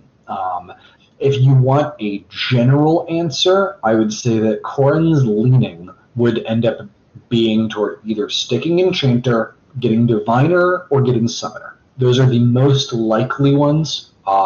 Shaper, interestingly, not one of the most likely options. From Avery, regarding Dominion geometry, why not 60 Dominions? It has to do with, there are 60 Dominions. But if you're counting both primes and deeps, because there's 12 primes and 48 deeps, right? Pretty sure? Yeah. So there are 60 Dominions. So there's that answer. There are 60 Dominions, 12 primes, 48 deeps. I mean, 61 if you count the core plane. And then there's other stuff that people don't know about. Caster knows, but there are other layers that people in general don't know about. So, yeah, there's more stuff. Okay, stop while you're ahead.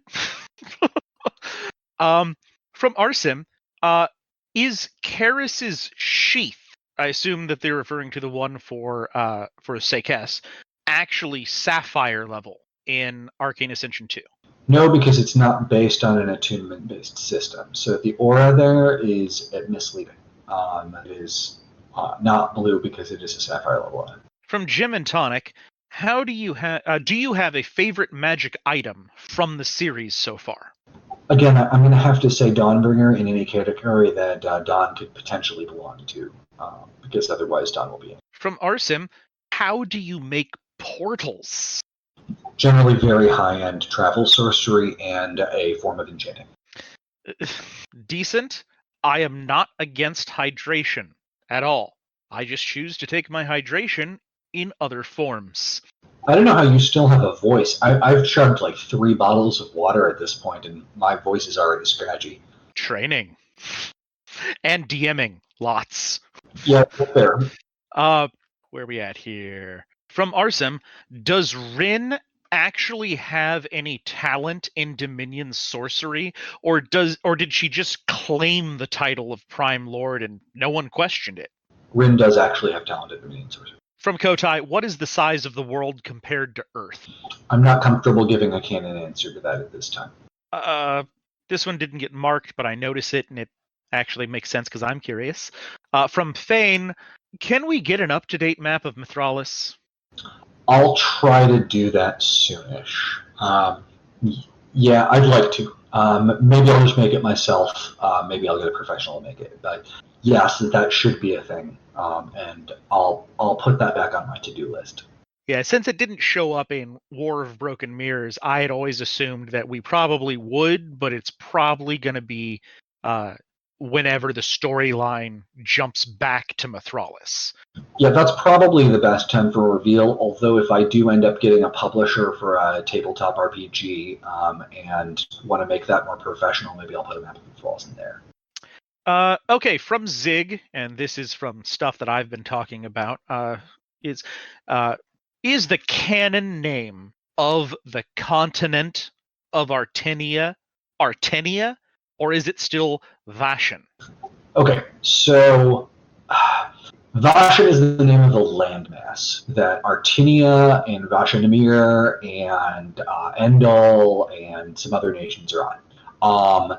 I may change that, but until we have a canon Artenia book, I don't know what that's going to look like. Because I had the map and everything. I mean, I'm sure you've seen it, Caster, where there are like 4 major countries on one continent or landmass. I'm even further back than that. Like the one that I had access to, I don't anymore, had Tyrrhenia on that continent as well. So, yeah, that's like real old. So Tyrrhenia at this point is definitely a separate landmass from like Artenia. Yeah, you must be looking at a real old one.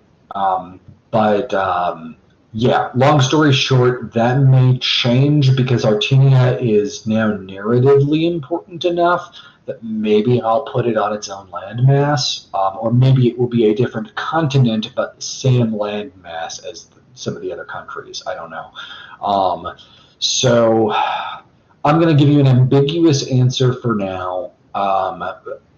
Originally, Vashan was the name of the landmass / continent, and Artenia was on it on the north side, and then there were other like kingdoms. It may get split off. And we'll see. That's one of those things where I have not made a canon decision yet. From Keth, not factoring in popularity of a series or usual starting points, what would be your preferred reading order of your series? Arcane Ascension, then War of Broken Mirrors, then Weapons Wielders. The reasoning for that is rather than because of popularity, but because I think Arcane Ascension is the best introduction to my writing style. It's the clearest idea of what an Andrew Rowe book looks like. From Arsim, Ayara can defeat Katashi easily, according to Karis. How would Ayara and or Jacinth do against all the Visages? Karis is kind of speculating on that one. I mean, he has some pretty significant knowledge of both, but there's a lot of circumstances in play there. And he's aware of some of it, and he's not aware of other elements. I would say that 1v1, I hesitate to give these answers, but You don't have to. okay, I'll give you a Karis answer on this. So Karis would tell you that if Jason and I worked together, they could beat all of the Visages together. That is what Karis would tell you. I will not give you a Andrew answer to whether that's right or not. Considering their skill sets, that might be true. So, where are we at here? Maybe I missed something, but I'm not entirely sure what this is from. But there's a question about from Avery wondering why a model of the Dominions should be 3D or 4D instead of 60D. So, if you mean 60 dimensions, then what I'm saying when I'm referring to a model of them in 2D or 3D is a map of the locations of the dominions relative to each other, as opposed to a map showing the overlapping space of all individual dominions. Those would look very different from each other. From Lan, so Tristan and Corin take their judgment days on different days of the year when we look at the canon dates. To get a judgment, your first judgment, how do you schedule that judgment day? And how complicated could this be if you're taking your judgment in a spire that's not your native nation? So generally speaking, it's based on your birth date. There are a few different times per year based on people's birth date that are judgment days that people generally go to judgments. That said, exceptions are made. So you can think of it as how people generally start the school year at different ages depending on what point of the year that they're born, at least in the United States. I don't know how that's handled in other countries. Yeah, based on what time of year you're born in, you'll have a different date scheduled for your judgment, which can be overridden by certain other factors, like, say, you're a Derek Hardigan and you have a ton of money. You spend a ton of money and go to a judgment earlier in another country. From Sean, is it possible to deconstruct an object into pure mana? For example, turning a piece of metal into just pure metal mana. Generally speaking, I'm not going to say it's literally impossible, but it is impractical to the point that virtually nobody can do it. From Arsim, what's up with Caravis delivering Artinians to Dalanos? I don't necessarily want to answer that question. There's some shenanigans going on there. So, good question. Yeah, there's a lot of stuff going on with that. From Texas, Andrew, what is your drink of choice? Water. From Acrasia, where did you get the name Ayara from?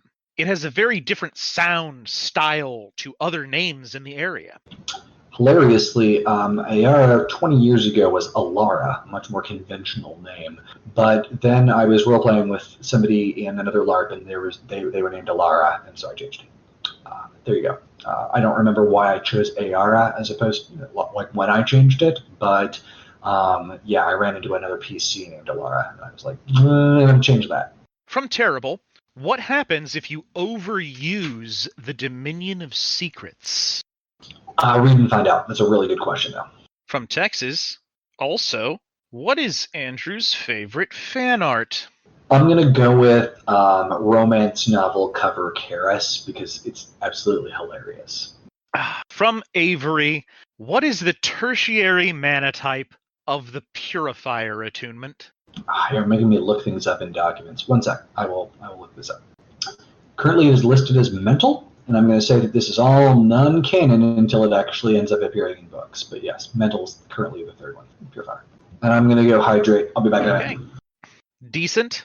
I'm seeing these messages. I'm seeing them all. I see you. What we got here? Let's see. Oh, from Zig. How did Kester get his paladin attunement? Who says I have a paladin attunement? I never said that. Andrew never said that. Dyson never said that. No one ever said that. Ooh, I'm reading ahead. There are a lot of questions here that I don't think that Andrew's gonna answer.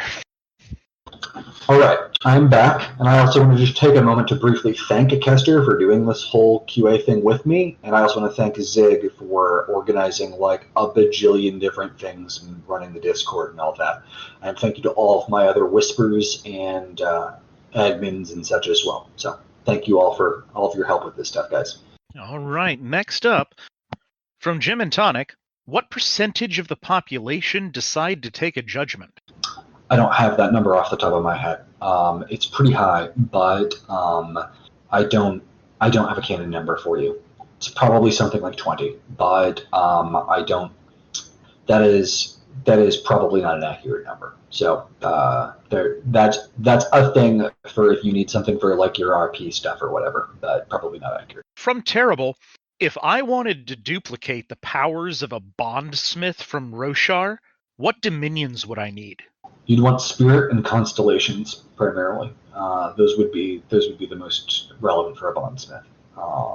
But magic works a little bit differently in this setting in general, obviously, than it does in the Cosmere. So it's not going to be a 1-to-1 comparison, but constellation and spirit between the two of them, you could approximate a bondsmith. From Arsim, menders are able to reverse their healing too. Could, in the same way, an arbiter purify and take someone's mana, or a mesmer make themselves more noticeable? No to arbiters taking mana exactly, although that's more complicated. Read and find out for more information on that subject, but no, that can't be easily flipped in the same fashion. What was the other one? Can a mesmer use their attunement ability to make themselves more noticeable? Yes, a mesmer can do that. From Kaith, in terms of pure possibility, would it be possible to implant a knowledge elemental into an item so that Corin could have an earring with his own Jarvis? Yes. From Nexus, in sufficiently advanced magic, Corin mentions that he sees a guy with a carnelian shroud when turning on his attunement for the first time. How are they already that far along? Are they a second year that failed year one? There's quite a few of those. I don't remember which particular person you're talking about, but that's the most likely scenario. There are people who could have taken the judgment earlier in the year, based on their birth date, or there are people who could have taken it years earlier, potentially, like Jim did. So yeah, there's lots of possible scenarios there. From Texas, what series have you drawn the most inspiration from? Oh, geez. I mean, it's mostly games. Final Fantasy, Zelda, that sort of thing. Book-wise, it's probably Sanderson's stuff, just in general Cosmere stuff. But to some degree, Will White's earlier books as well. I started writing most of this stuff. Okay, in terms of my published books, I think I read House of Blades a little bit after I wrote Forging Divinity, or around the same time as I wrote Forging Divinity. So some of the Traveler's Gate books probably had some influence on my later books. But Cradle started after I had already started writing Sufficiently Advanced Magic. So Cradle actually had a lot of influence in spite of the similarities. I was already mostly done with Sufficiently Advanced Magic when Cradle 1 came out, and then Will and I were trading beta stuff. It took me a lot longer to release Sufficiently Advanced Magic than it took Will to release the first couple Cradle books, because Sam is so much longer. It's like 3 times the length of the first Cradle book, but we were working on those at the same time. Mother of Learning. God, yeah, obviously I have to mention Mother of Learning. The web serial Mother of Learning is probably the single biggest influence on Arcane Ascension. So, yeah. There's a question from Zig about me that we're just going to skip over. I already answered it. From Martine, is there a dominion of creation like opposite Keris's? Yes. From Orthus, What is another deep dominion beyond the two primes, like the Dominion of Annihilation? I've just answered that. There is a opposite of Karis Dominion, which you could call creation. That's a decent name for it. From Kaith, what would be the population of a city like Beaufort? I'm going to say look at early 1900s city demographic statistics. I don't have the numbers in front of me, but that they are. I have stuff in some of my documents somewhere with city demographics, but I don't have it anywhere in front of me, and it's basically like look at early 1900s real world cities, and I pulled numbers based on those. From Texas, what is the spiciest attunement? Probably Shieldbreaker, because that's the Chaos attunement. Chaos is very spicy. From Lavinia, what's the ratio of teachers to students at Lorien Heights? It's not great for the teachers, honestly. They're kind of overworked. It's probably like 100 to 1, 50 to 1, something like that. From Lan, how big is the environmental shield for Beaufort? Does it cover farmland? Some, but not all. From Texas, does Karis know how to tango or two-step or any traditional dances? He knows plenty of traditional Mithralian dances, but they are not real-world dances, so they would not be the tango or whatnot. They would be Mithralian analogs. But yes, Karis actually can dance, which may come up. We'll see. All right. This next one is from Kotai, and I'm going to edit it a bit because I think that there's a typo. Out of the student characters in Arcane Ascension in the main group, Corin, Sarah, Jin, etc., which one do you have planned to reach Sunstone first? Or, if that question is answered in Arcane Ascension 3, then who do you think is most likely to reach Citrine first?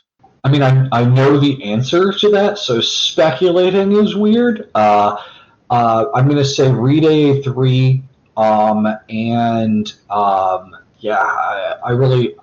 I don't want to provide speculation on something that I already know the answer to. So, you'll find out. Okay, here's a complicated one from Sterling Silver. What is Corin's favorite food, and how does it relate to the story going forward? It's very important that Corin loves having chicken curry for breakfast because book reviewers absolutely hate it. And so I think that for the future, I need to incorporate that into future books as much as possible, so that I will entice more people to do book podcasts where they complain about the choices of food that Corin makes for breakfast. And I'm being facetious with that, but that is probably like one of the funniest things that I've ever had people comment on in my books, and I loved it. So thank you to the people at that podcast for making comments on Corin's choices there. From Texas, does Dyson breakdance? He slash dances, actually. From Arsim, how powerful is Paladin? How well would an Emerald level Paladin do against an Emerald level Spire Guardian? Very circumstantial. Paladins have different abilities based on which specific visage they correspond to, and some of them are more combat-y focused than others. And there's a lot of variation in power set between different Emeralds and different Spire Guardians. So very open-ended. I would say that overall it is a stronger than average attunement. But yeah. From Decent, is the Shaper attunement a government conspiracy?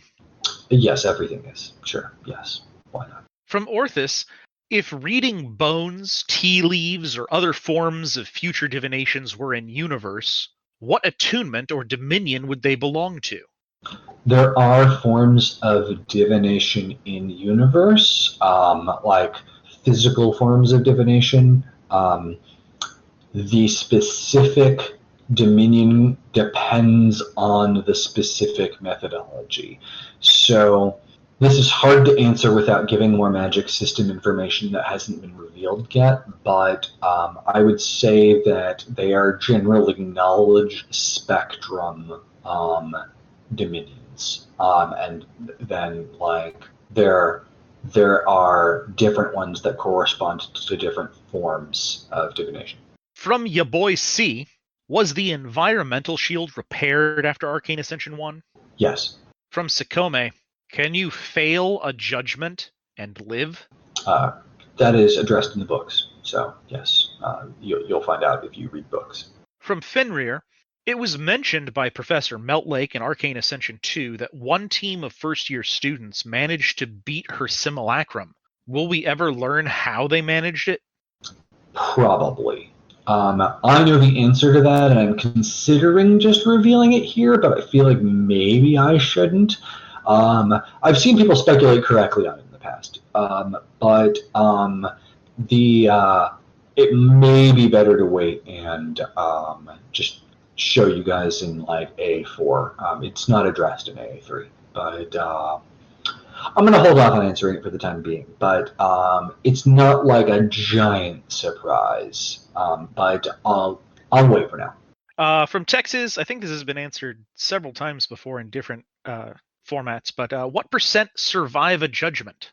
In terms of survival, in terms of walking out of the tower and completing their first judgment. So subsequent judgments are different. First judgment survival rates vary from nation to nation and based on when you take it. So like the older you are, the more likely you are to walk back out afterward, which is one of the reasons why Valia requires you to be a certain age. And other nations take the trade-off that they'll send people in earlier, meaning that their people will get powerful faster but have a lower rate of getting out alive. Valia has a survival rate in the 80 percentile range. I don't remember if I've given an exact number, but it's somewhere in the 80s. Yeah, 80% is what's basically been quoted several times. Yeah, so that's Valia's 80. Other nations are less. From Zig, for the standard attunements, does each attunement have its own deep dominion, or is there overlap? And if each has their own dominion, why do Kaldwin scholars think that there are more than 50 attunements? Most Kaldwin scholars are not familiar with the cosmology of the setting. A lot of that information on pre-attunement sorcery has been lost. That being said, the model that Mithralis uses that says that there are 48 deep dominions is not the only cosmological model. It is not the only way that people have of understanding the universe. And there are things, which Jace might call antithetical dominion convergence, that could theoretically produce other combinations that could be considered the equivalent of deep dominion types. That being said, your average scholar would say that there are 48, presumably 48 attunements, and each one corresponds to one of the deep dominions. That is the most common structure that you would probably see. And that is something that in AA1 I probably should have been clearer about. From Avery, what would happen if the Seikes hit Nightblood from Sanderson's Warbreaker? Any kind of cross-series stuff, it's really hard to say how they would interact. So, like, we get into this a lot with people speculating on Reddit against, like which of my characters would win against, or lose against Will White's characters, that sort of thing. Anything that has different magic system-y stuff, it's really tricky. That said, I would give the Seikes very good odds against Nightblood. Nightblood, and this is going to have some minor spoilers for Cosmere stuff for people, so I don't know if anybody wants to tune out for a second if you care about, like, Stormlight Archives or Warbreaker spoilers. But, or, 17th Shard spoilers for things that Sanderson has said that are not actually in Sanderson's books yet. But Nightblood, from my understanding, is at a power scale that a mortal was able to make Nightblood, and that Nightblood would be a threat to the people who hold shards in the Cosmere, meaning people who hold divine power in that setting, but who are not the power itself. So in the Cosmere, this is Cosmere spoilers, sorry, there are individual people can have divine power, and then that person is sort of becomes an aggregate of their own personality and the power that they hold through something called a shard. But the shard still exists independently of them. So a shard might be a concept like, say, ruin or something like that. And then a person might hold the shard of ruin. Nightblood could kill the person who holds ruin, but it could not destroy the concept of ruin itself, the shard of ruin. The Sekes, as far as somebody like Karis believes in world, could destroy the concept of ruin itself. So that would put it at a considerably higher tier in terms of threat level of something like Nightblood. And based on some of the specific abilities that the Sekes has, I think that it would probably, like, if the swords hit each other and like Karis decided to use a, blow up all things kind of ability, Karis could probably break Nightblood. I think that that's probably fair to say. But again, this is cross-universe, different magic systems, hard to say. I don't think that Nightblood would be any threat to the Sekes or to Karis, given their specific abilities. I do think that Nightblood would be extremely dangerous to virtually anybody else in my setting, but based on how Nightblood specifically works, it would be very difficult for Nightblood to be more of a threat to Karis than an ordinary sword would. From Phaeon, on the same line of duplicating powers from Rhythm of War, etc., if you wanted to duplicate the powers for a Windrunner, what dominions would you need? Mostly motion sorcery, really. It's just an like lashings and stuff are basically applications of motion shaping. So yeah, Windrunners are pretty much motion sorcerers. From Terrible, in a live action Among Us, who among your cast of characters catches the imposter first? Using magic is allowed. Basically, a lot of the knowledge specialist characters would accomplish that goal virtually instantly. So Lydia or Researcher, Lydia and Researcher would probably be like first among the like main cast people. Eric Terran would probably be even faster, or some other characters. Or Vellum, yeah, Vellum instantly done, game over. Or little Tabitha. Baby Tabitha would figure it out pretty much instantly. Asphodel, pretty much instantly. Yeah. From Orthus, how worried are you about the Cosmere implications of the epilogue of Rhythm of War? Oh boy. Huge spoilers there. I probably shouldn't get into this too much, but poor Hoyd. There's some scary stuff in there. Book 5 of Stormlight's going to be real interesting. And I've got speculation on what I think is going to happen in Book 5. I probably shouldn't get into that. Yeah, people are going to have to be moving for spoilers here, so let's probably get out of Rhythm of War spoilers. That's 2 regions of release. So I'm going to say done with Rhythm of War spoilers for now. Fair enough. From Texas, is Karis the type to burn down a house if he finds spiders or other bugs? No, actually. I might be, but that's a difference in our personalities. No. Karis would feel very non-threatened by spiders. If there were spiders in there before Karis came in, then it is the spider's house, and he is intruding. From Enox, did Jin ever use the Mesmer attunement to make himself more noticeable to Corrin? Yes. From Jim and Tonic, Will the Magic Watch, trademark, ever hit it off as a big-time product? Probably not, but read and find out. Let's see. Okay, this one avoids spoilers. Just from Avery, what is your favorite Cosmere novel or series? Probably Stormlight. It's a boring answer, but it's not the best introduction to the setting, but I would say it's what I'm enjoying the most. Although, I'm really going to get into spoilers on this. I'm not going to. But in a vague term, I will say that in Stormlight, there are Warbreaker characters. I think that's pretty broadly known. One of those Warbreaker characters shows up in Rhythm of War and then vanishes. I want to know where they went during a certain major event where they should have been there and probably would have vastly changed what was going on in the story.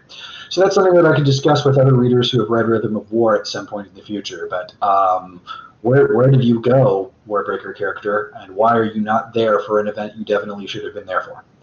Okay, so aside from that, if people are new to Brandon Sanderson's works, I would recommend reading his novellas first. I would start with probably Perfect State or The Emperor's Soul. But aside from that, yeah, Stormlight's my favorite series. From Lan, we're getting back into the our peers mining for information. If you can remember them, are there other districts in Beaufort that have names like the old university grounds? Maybe in like the Valia lore, but no, not off the top of my head. I don't remember off the top of my head. Sorry. You can ping me later, and maybe I'll see if I can find some docs on that or something. But I probably don't even have them. That is not the type of thing that I tend to put a tremendous amount of time into until it's relevant. From Sterling Silver, why do teachers beat up the students so much? It's kind of a genre trope, honestly. But if you want a Watsonist answer instead of a Doyleist answer, it is that Valia has a militaristic culture and it is supposed to be a military prep academy. And the idea is to acclimate their students to being under extreme pressure, so that if they are thrown into a combat situation, either in war or in a Spire scenario, they are able to quickly respond to that danger in a fashion that is appropriate. From Texas, how is being a summoner not cheating? It is cheating. It's absolutely cheating. Summoners are like pretty much the cheatiest attunement. All right. All right, Zig, I'm going to ask, and I'm going to expect Andrew to be clever enough to not answer this. From Zig, what is the paladin's ability from Ferris? Bold of you to assume that I'm going to be clever about anything. Neither. No, I'm just not going to. I'm actually going to just straight not answer that question. Sorry, Zig. All right, from Keith, why did you choose the gem theme for attunement levels? Were there any alternates that were seriously considered? Oh yeah, sure. Earlier versions of the manuscript just had boring like mage levels, like apprentice, wizard, archmage, that sort of thing. I dabbled with metals for a while. That's a very traditional like progression for things like cultivation novels. But ultimately, I felt that using a color-based system of progression was intuitive and had not really been broadly used elsewhere. And gems are extremely important setting-wise in general. Gems and crystals are hugely cosmologically important and also culturally important, as you'll see with certain characters using gemstone names in multiple different cultures and things like that. From Orthus, if someone had both constellations and the ability to make mana crystals, could they make universal mana crystals? They could potentially make what is referred to as universal mana crystals. Universal mana crystals are not actually universal. That's a lie.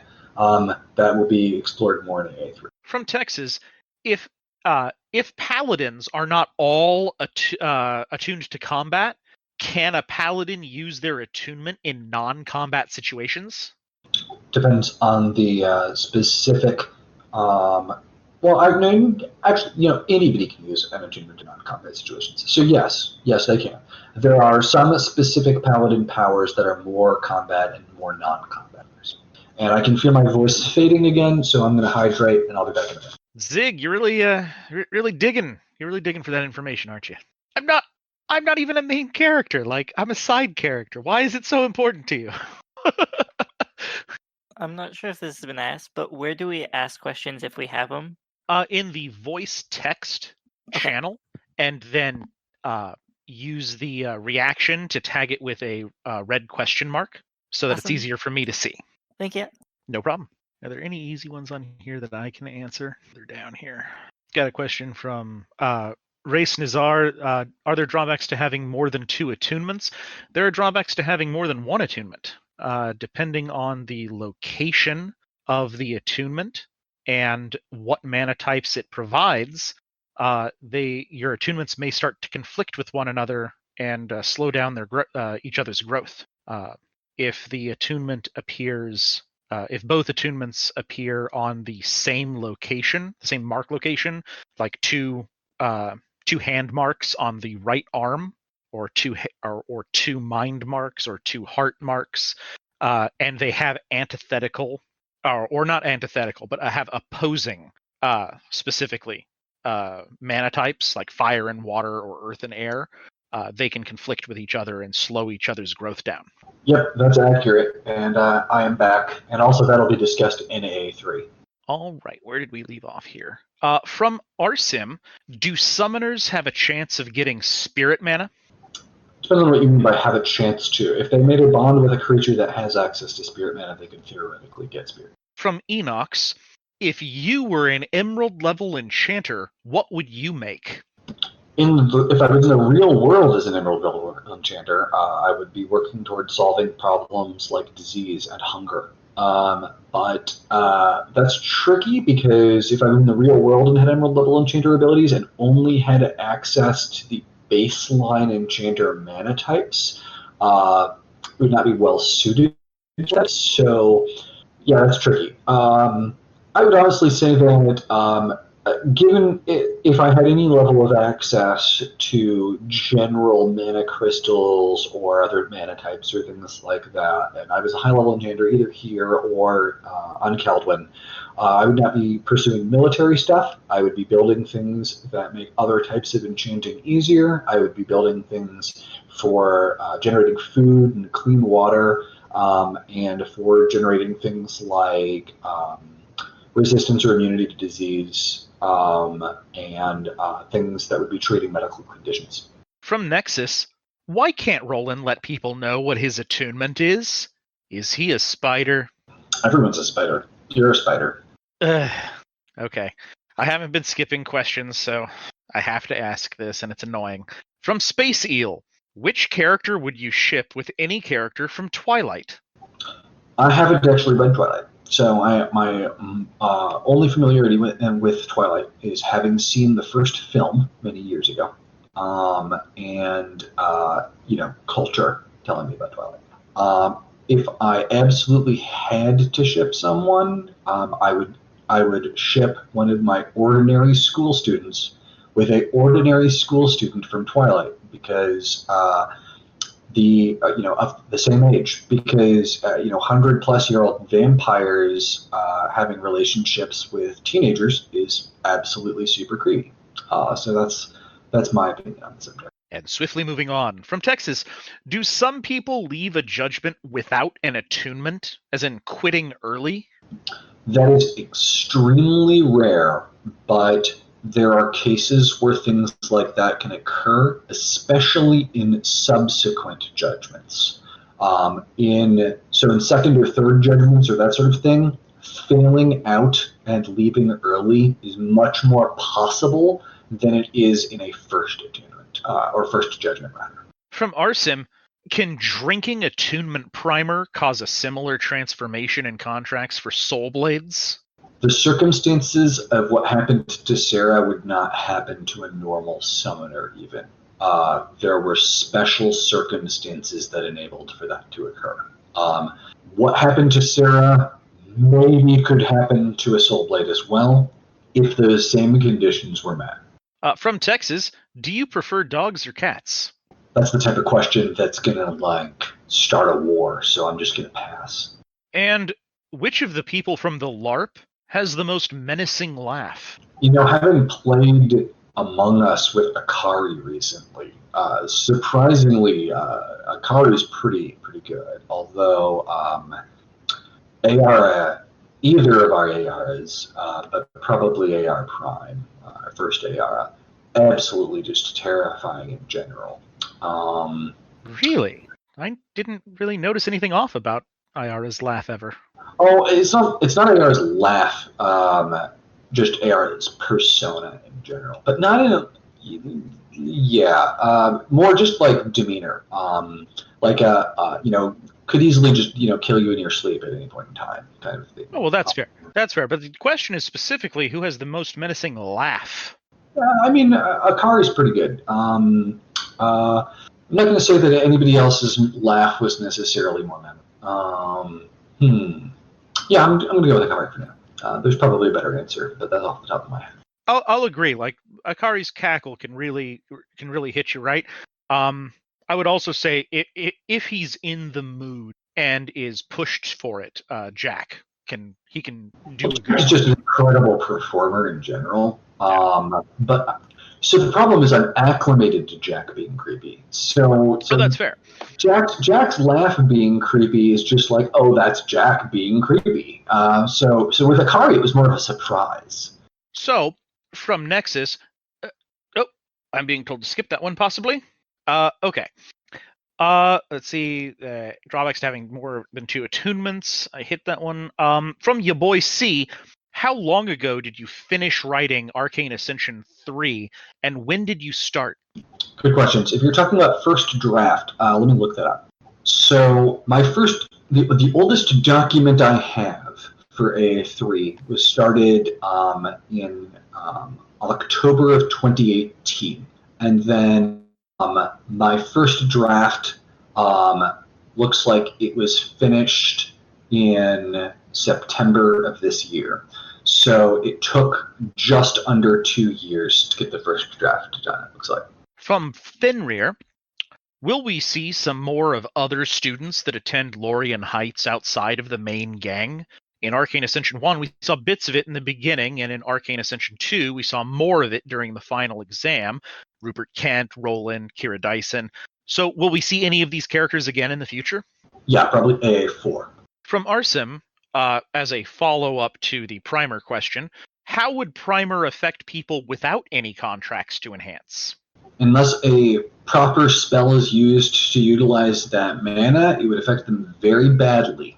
They would be very seriously hurt by just chugging Primer without having any means to utilize it. They would have to figure out a way to burn that mana off very quickly, or they would be very seriously hurt. From Nyan, as you've previously said, people who eat cold pizza are monsters.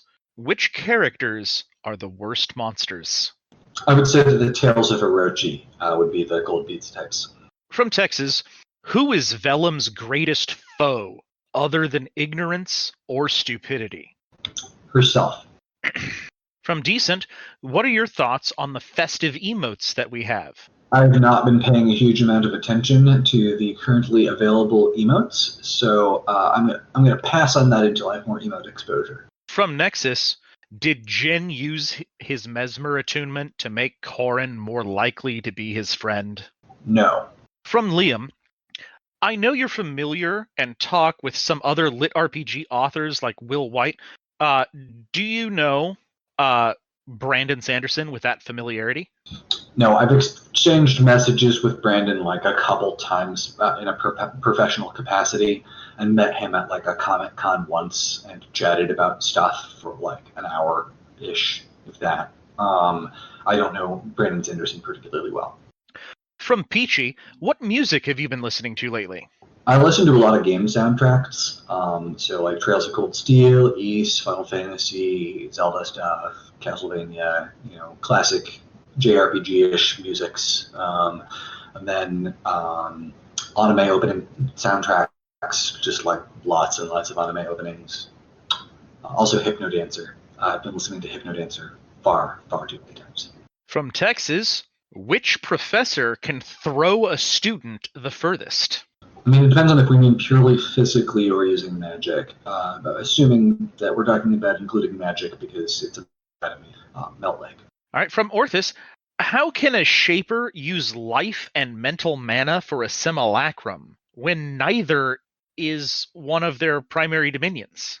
The ability to create simulacra is a component function of the attunement itself. I won't say too much more than that because A3 gets into how attunements work more. But there's effectively a function in the Shaper attunement that helps you make simulacra function. From Texas, who is the most stylish character and the most stylish attunement? Most stylish character is going to be very subjective, culturally specific. I would say that in a general sense, Derek Hardigan is pretty Fabulous. Derek's a very stylish dude. Aside from Derek, Jason is actually very stylish. You'll probably never know who Jason is, but Jason is a very stylish person. Yeah, I'm just gonna go with those for the moment. Most stylish attunement, probably Shapeshifter or maybe Mesmer. Something that can either make you look different or alter people's opinions of you. Dancer, maybe. Very graceful. From Kaith, does Katashi seem to lack a sense of humor due to being force-fed bad jokes by Celise? No, but you're not far off. From Orthus, if dominions have a geometry we could define, as answered earlier, are antithetical dominions parallel or perpendicular? We never even find out that one. From Kaith at Kester, how does it feel to be famous? I'm not. Look, even I'm not famous. Like, virtually no self-published author is going to be a household name, thing like that. We have notoriety within small communities, which is awesome. I fucking love this community. Excuse my language, but fame would require, in my opinion, it's obviously subjective terminology-wise, something like a TV series or a movie. That's how authors get to be known in the collective consciousness. So if say I actually got a TV series or an anime or something like that I would probably put into the fame range. But until something like that happens, I don't think that virtually any self-published author would qualify. As annoying as it is, it's really, you can't really claim any sort of fame unless you hit a mainstream audience of some sort. Yeah, that's what I'm referring to. So I see some comments talking about like bestsellers and things like that. Yeah, I've been on the New York Times bestseller list as well. But New York Times bestseller is not famous to the average person. Like, again, it's a subjective term, but I'm talking about mainstream. Sanderson, your average like random civilian is not going to know who Brandon Sanderson is. And probably will not know who Brandon Sanderson is until Brandon Sanderson gets a television series, which I think Brandon Sanderson almost certainly will at some point. And yeah, Sanderson's also not self-published. But Sanderson, I think, will almost certainly succeed at some point in the future in getting some sort of Cosmo TV show or movie or several. He also has some degree of notoriety for doing tie-ins for video games like Infinity Blade and things like that too. So anyway, fame is a subjective term. I don't want to get into a huge discussion for that. But the reason I mention this is because I do not meet the threshold for fame for, say, a video game publisher to want to pick up my books rather than make their own IP. You have to reach a certain level of notoriety in the collective consciousness of society for something like a game dev to want to invest in making a video game based on your IP, and I have not reached that yet. Sanderson himself is borderline on that. When I was working at Obsidian, I'm currently thinking about whether or not I'm breaching an NDA by saying this. I'll be vague. Discussion was had at Obsidian about whether or not Obsidian would want to do a game based on one of Sanderson's IPs, but ultimately Obsidian did not do that. Even Sanderson was not at the level of notoriety at that point in time that Obsidian thought it would be a good financial investment. So if Sanderson wasn't there at that point, I'm nowhere near there. And neither is Will, or basically anybody in my general progression fantasy group. I fully expect that people like Sanderson and Will both will probably get some sort of alternate media thing at some point that will bring them up to that level of fame where they will probably be able to start doing things like video game deals and things like that more easily. Sorry for the long rant there. And on that same note, in reference to me, there's all of that, and then I'm just a bit character on a forum post story that was being done. So that's even further removed. So definitely not famous. From Arsim, I was a little confused by Corin's reaction to the Celise Leanne vision. Does Corin think Ray is Celise? Ray meaning Rayka? I'm trying to figure out which person you're talking about there. I'm honestly not sure if this is just fishing for information or not. Corin does not think that Rayka is Celise. So I'll say that much. From Sterling Silver, do you have a water bottle with you, or are you getting up to get water? I have a crate of water bottles in my room, and I have been getting up to get water when I need it. From Texas, who would win in a rap battle, Kester or Karis? Kester. Kester would. I think everyone would lose in that particular. That is fair. Hey, we have a Dyson. We have a Dyson. There's the Dyson. Let's see here. From Arsim, related to the holiday emotes that got created that you haven't seen yet, who would make the best Santa amongst the immortals? Terran probably would. Eric Terran among the three immortals. Terran would. In terms of volley and culture, Tenjin would. But although Wid would make a hilarious Santa. Is that an Eric Terran Santa emote? Yes, there is an Eric Terran Santa emote. That's phenomenal. Good work. We probably will want to start wrapping this up soonish because the book should be out in most regions at this point. I should probably let people, actually read the book. That is fair. Just ask a few more questions. Let's plan to wrap it up around midnight Pacific time. Around midnight? Yeah, around midnight. We'll start wrapping it up. All right. So let's see. Here's an awkward one for you from Orthes. What LARP character are you most excited about introducing? I mean, obviously Kester, but no. Let's see. Well, since Dyson thinks that Kester is overrated, then I'm going to have to say Lucas. Lucas has been name dropped very briefly, but Lucas will be a significant character later on in the series.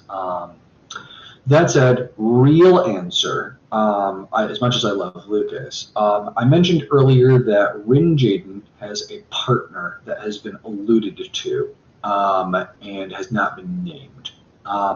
That character is a LARP character, but also predates that.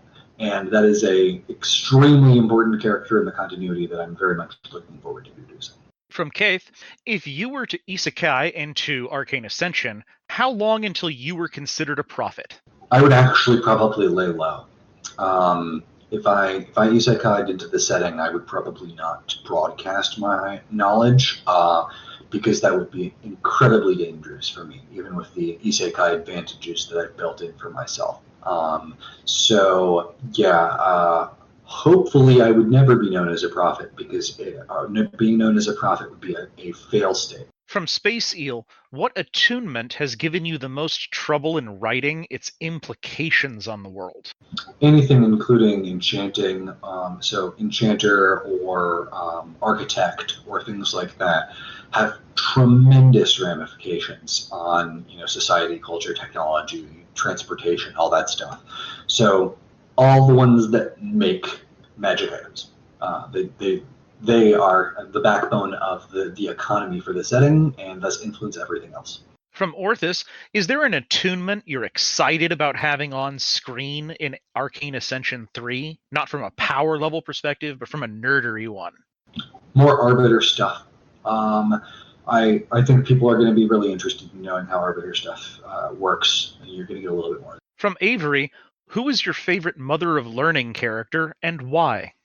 I mean, Zorian. I mean, that's the boring answer, but Zorian's a really fun protagonist to read about. In terms of side characters, I'm going to pronounce this wrong, but Zvim, the hard-ass professor that makes Zorian just drill his basics over and over. He's absolutely like tons and tons of fun. I agree, Caithton. We do need more Big Tom. Tommy Tom's great. From Arsim, in the Celestian vision, does Corin think that Rhea is Celeste? Maybe. That's a maybe. Corin isn't sure. From Orthus, what kind of bread would Corin eat with a sunny side up egg? That's a good question. I'm gonna say it would depend on if he could find any options for mana bread. That would improve his mana growth rate. Otherwise, basically whatever you need to put in front of him, he is not the type of person to spend a lot of time fixating on that unless it has to do with his character power optimization. From Sterling Silver, is the reason Corin's great-grandfather overused his mental mana due to the simulacra? It would be a factor, but there's a lot to that. From Lan, more digging for the RPers. How much is a silver sigil worth when compared to the cost of a meal? I might have that. I'm going to have to look. Nope, don't have it. So if you're interested in the price of bread, I don't have a good canon answer for you. Less than a silver sigil. Like you could probably get like 10 or more loaves of bread for a silver sigil. But that's a very like off the cuff answer. From Sterling Silver, is Tenjin a funny person? Depends on who you ask and the circumstances. Probably not the funniest visage, but capable of being funny under the right circumstances. From Texas, what visage makes the best dad jokes? Probably Wid. Wow, you are still going. Anyway, we're wrapping up in like 5 to 10 minutes because the book's out in most regions at this point. But sure, hang out for a bit. Yeah, I just popped in to say Maybe hi. we'll have questions. Hi. Hi, everybody. I'll say hi now. They're waiting for you. Look at chat. What? Oh, God, I'm not on the right. You have Dragon. There's a dragon form emote too. That's adorable. Or they have like 3 different Reika emotes. This is great. Yeah. Well, the emotes have exploded recently. From Fenrir, what would have happened if Corin, Mara, and Patrick chose to complete the mission and went into the final room during their final year-end exam in Arcane Ascension 2? Specifically, the room that housed the crystal. Yeah. So that would have lost them substantial points on their test. So they made the right call in terms of test optimization. From Orthus, if another company were to publish an Arcane Ascension or War of Broken Mirrors game setting, who would you have write the game setting in a strictly tabletop RPG setting? Probably Paizo. I think Paizo would do a good job with it. I think that they'd get the setting pretty well, and I'd probably be happy with what they produced. If we're talking about tabletop. From Herodotus, if you believe that authors require a certain notoriety for games to be made, what are your thoughts on the Witcher series? The books didn't really reach that notoriety as far as they are aware, until the Witcher 3 game came out. So the case that's happening there is that CD Projekt Red had never basically done anything for, and they got the rights to The Witcher for the basically their first game, because they were a Polish company and it was a Polish book, and they didn't have a large gaming industry in that company at that point in time. So it's a very edge casey scenario. It also was already extremely famous in that region at that point. There were already movies for The Witcher in that region. It's just known under a different name. There's a previous television show and previous movies translated as The Hexer, I believe. That's the usual translation for The Witcher for that region. So yeah, already was relatively famous at that point in that region. Small company, so this is more of like a no-name developer that was willing to do it. Also subsidized, I think, by the Polish government because it was a major thing there. And also they got it for virtually no money because the author did not think that it had any chance of being successful. And on top of that, they used somebody else's engine. It was built on the Aurora toolset, which was for the Neverwinter Nights by BioWare. So the very first Witcher game is like a Neverwinter Nights engine-built game. And then they built their own stuff after that for Witcher 2 and 3. From Enox, referring to aura overlap, is it the number of enchanted items that interfere with each other, or the enchantments themselves? It's the enchantments themselves. So it depends on the power of the enchantment and the type and all that. That's all relevant. Location, all that's relevant. From Orthus, if we were asking questions after having read Arcane Ascension 3, is there a question that you would have us ask? Feel free not to answer what that question is. Oh, there are tons of them. There are a lot of Arbiter-related questions you guys are going to have. There are a lot of Corin's family-related questions you guys are going to have. There are a lot of them that are related to the temples.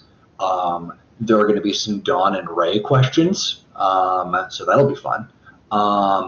There are going to be some questions related to timelines. Zigzag, like a bajillion rune questions. Yes, there's always going to be those. So yeah, you will have a lot of questions after this book.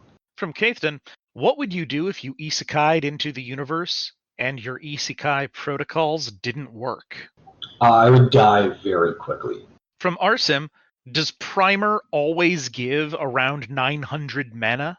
How would Sunstone A and above be affected by Primer then? No, it doesn't always give that amount of mana. The mana was based on the amount that Sarah drank. And also that value is kind of an error in the watch anyway.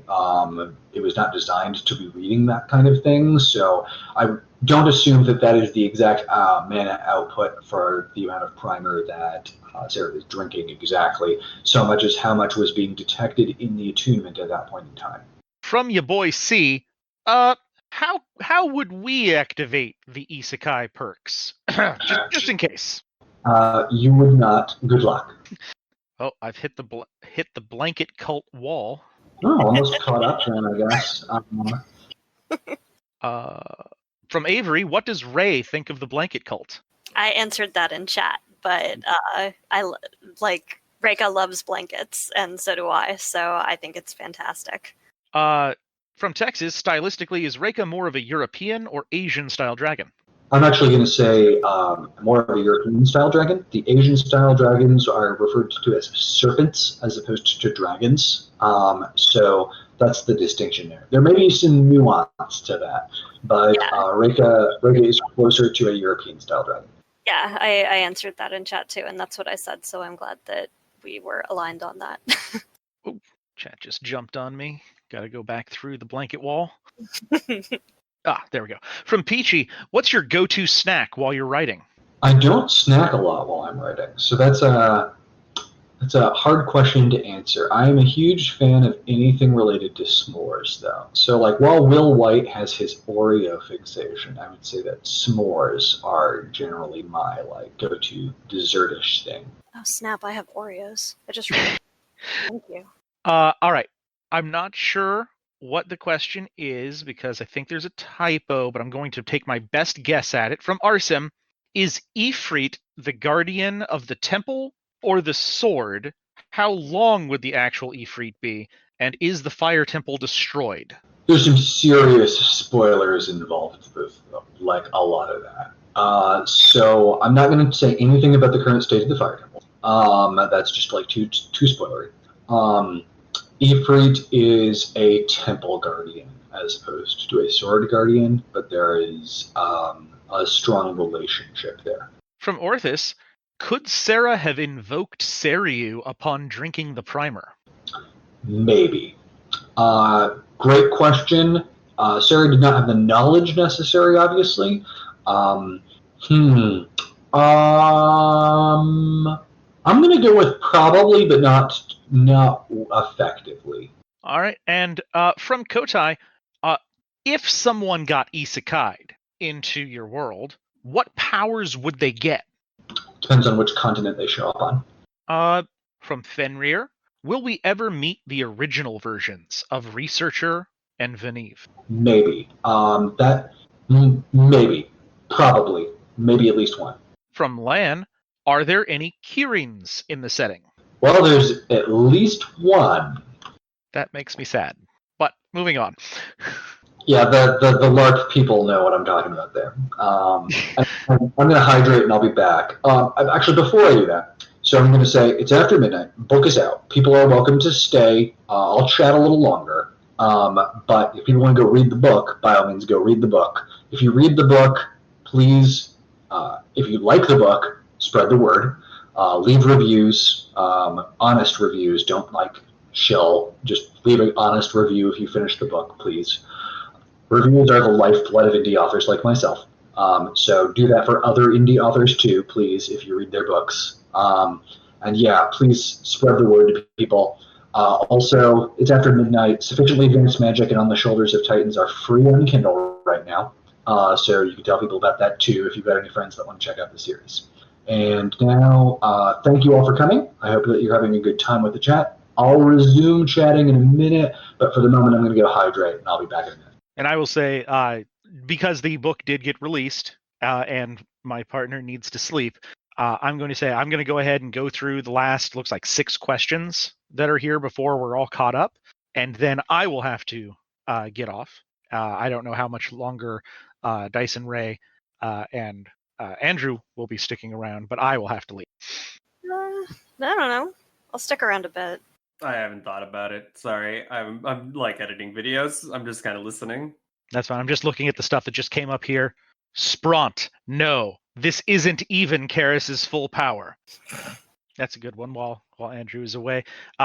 Orthus, as far as the LARPers, how do we feel about our characters being used in the things? Personally, I love it. I have given full permission to Andrew to use like anything that I came up with in the LARP to do whatever he wants with it, because that's great. Dyson, Ray? Dyson, do you want to answer? Yeah, I mean, like for me, I love it because this is one of like the biggest LARPs in my life. Like it's how I met these two great people. It's how I met a lot of people in this community. I love his books. I love his writing style. I think it's cool, and having multiple characters that exist in this world is kind of like surreal in a lot of ways. I'm just like, oh, that's me. But I also get like weird with who's the narrator? I can't. Nick Podell, and he speaks for my who I am, and I'm just like, that's not how I sound. I'm just like, and I'm like, and I know some of the people that play those characters, and I'm just like, that's not how they sound. But he's doing his best. He doesn't know what they sound like. So for me, the answer is a little bit more complicated because Andrew and I have known each other for a really, really, really, really long time. And we are both authors, and there's been a little bit of back and forth over the years about what characters were free to be used by who and who weren't. There are a couple of different characters that are mine, that were totally my creation, that have not quite yet featured in the books, but hopefully you guys will get to meet them soon. In which case, I'm sure I'm going to have the same weirdness about Nick Podell narrating characters that I've had for like 20 years. That's going to be really strange. But as for Reika was actually not my original character. She was created by Andrew, and he had me NPC her in the LARP first.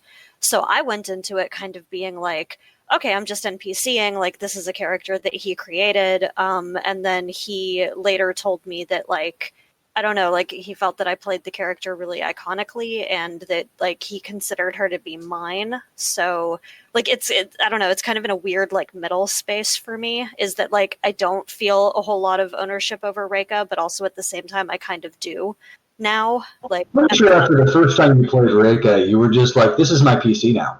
No, you said that you wanted me to PC her, and I said, well, I guess I could do that. Like, you told me to play her. I said I was having tell fun. You to play her.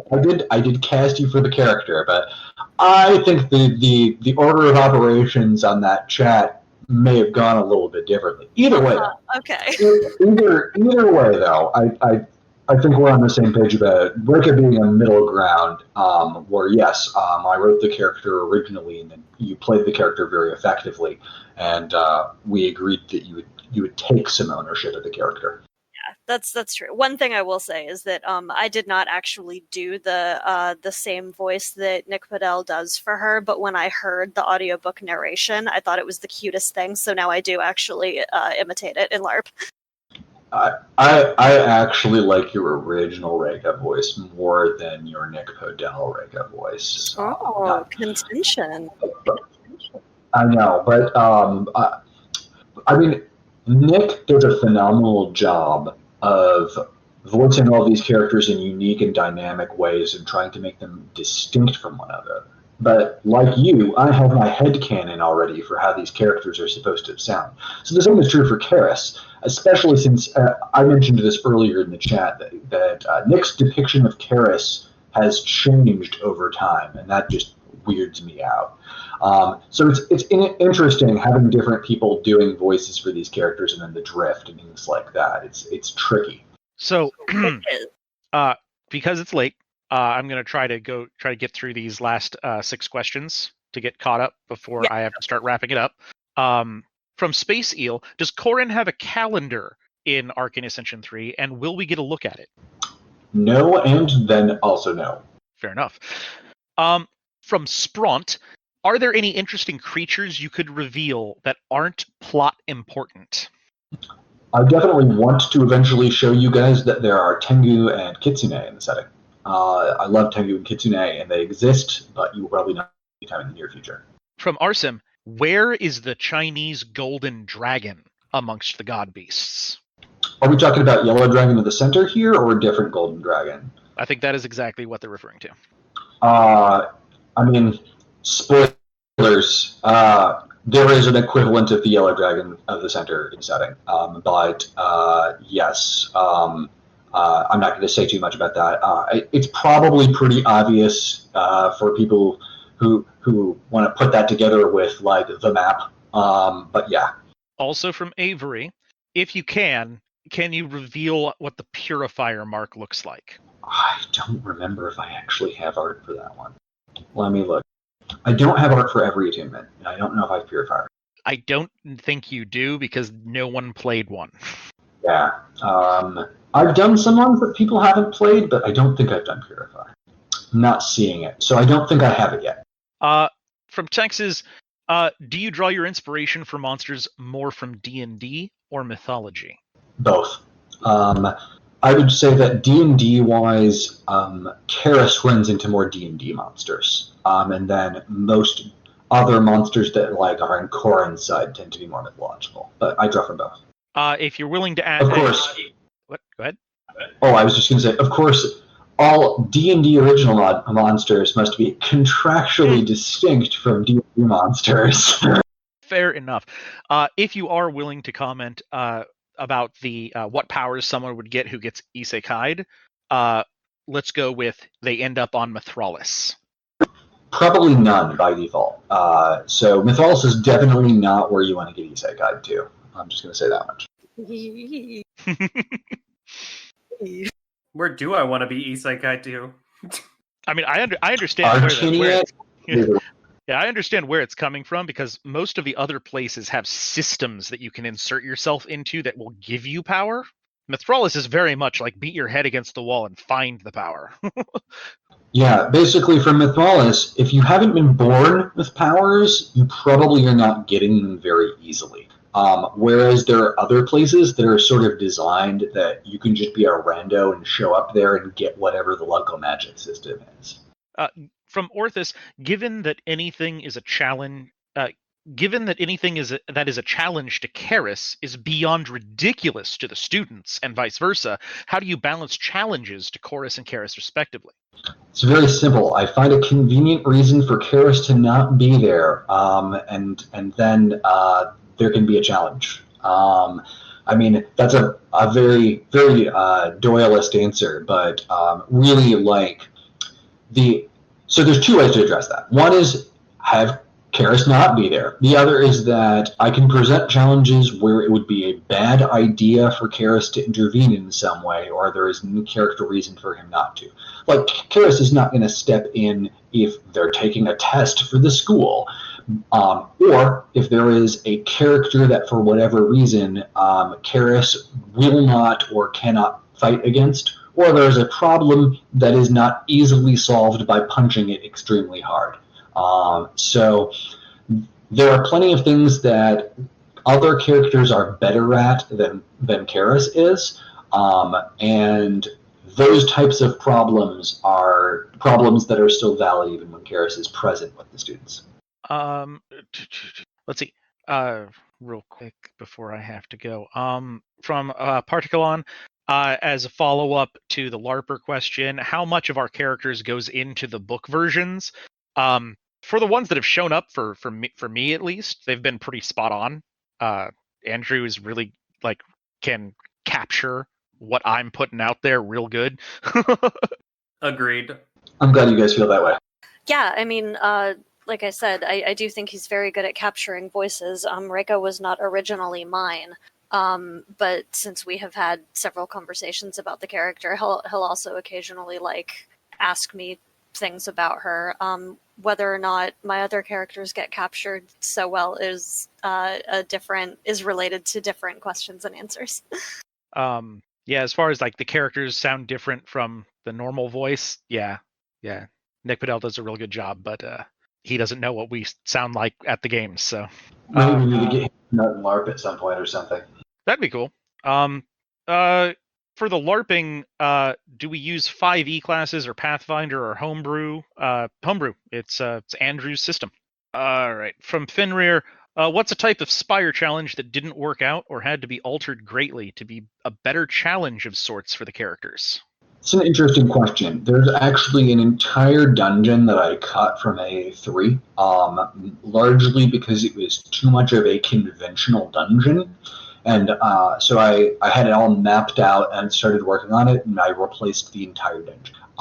And I would say that the quick version of that is that it was very similar to the style of dungeon that Karis goes through in Six Sacred Swords, toward the end of Six Sacred Swords.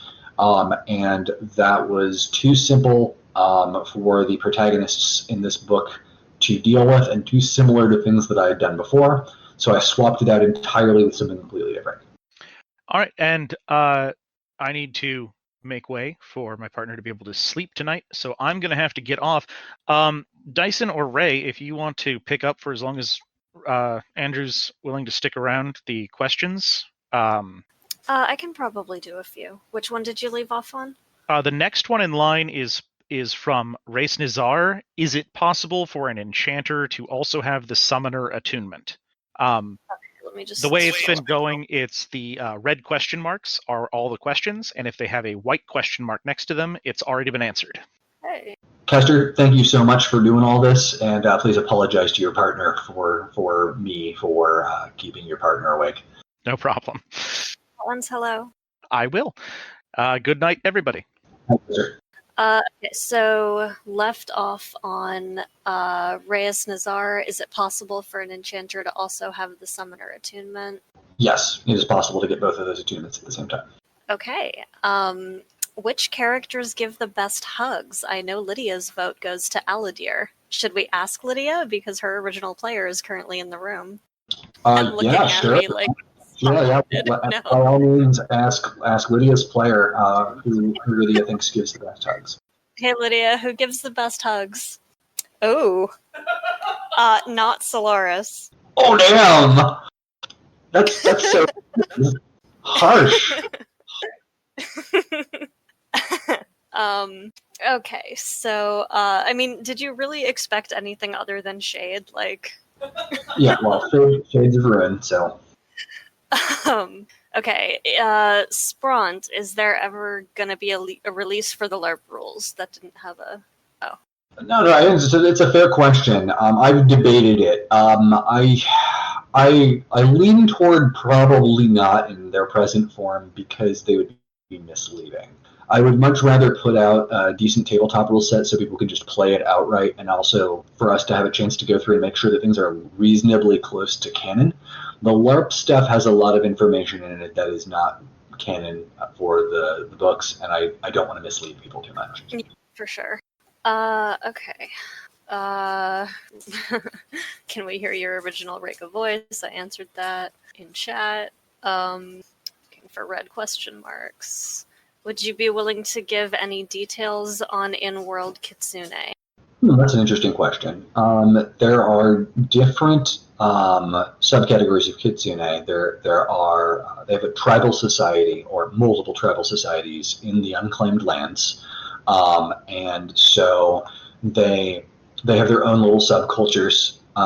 Species-wise, they grow multiple tails over the course of their lives, similar to most mythological kitsune. They are inherently magical. I don't want to stereotype, but tend to have trickstery personas, much like you would expect from a kitsune.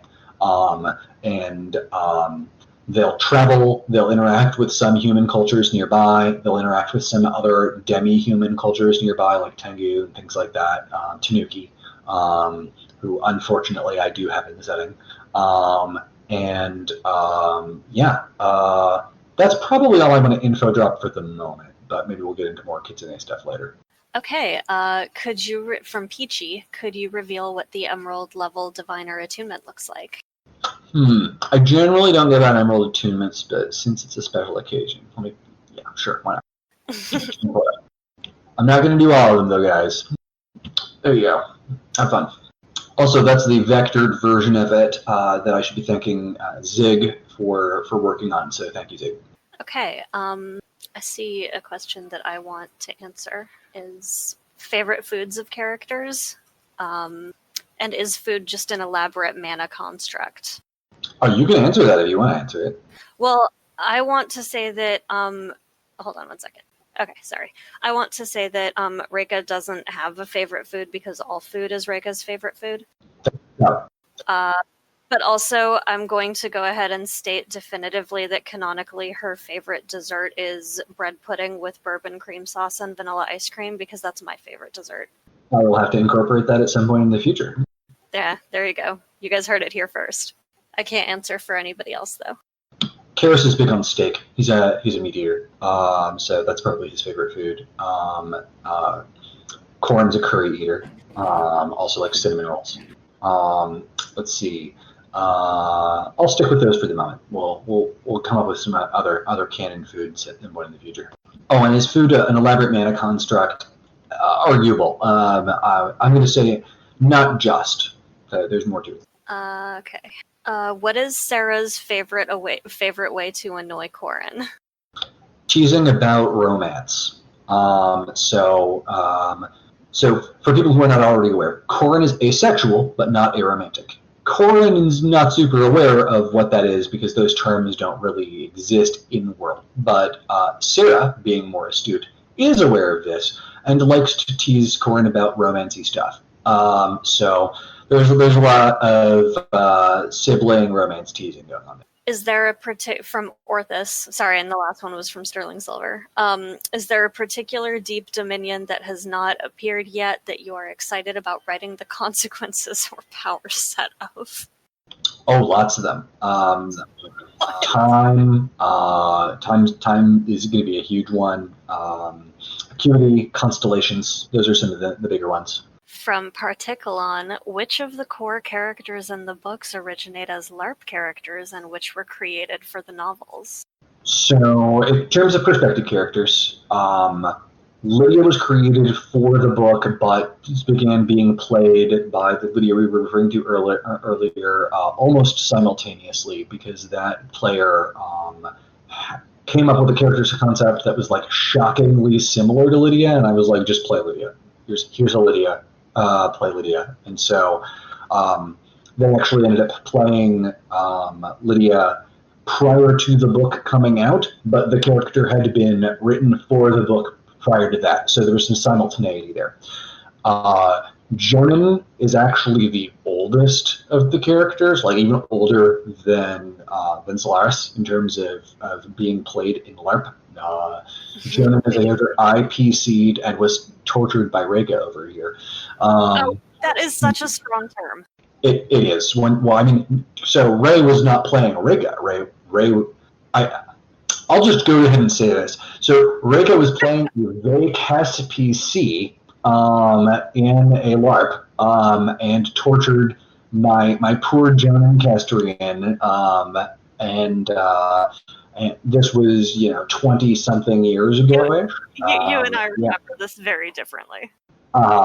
You tried to like sell him to bandits at one point. Oh no, that was Harley. That was my other PC who tried to sell him to so bandits. Multiple of your PCs have tortured poor innocent Jonan Castro. I had a very good reason for that. Anyway, Jonan is a LARP character. Jonan's a LARP character. Solaris is a LARP character, but also a PC character and a tabletop character, and basically just one of my characters in general, but not as old as Jonan, interestingly enough. Corin, also vaguely based on a LARP character. Corin is based on a Corwin that I played in a campaign called Cobalt Nightmares, but deviated very, very heavily from that character, to the point where the character is almost unrecognizable.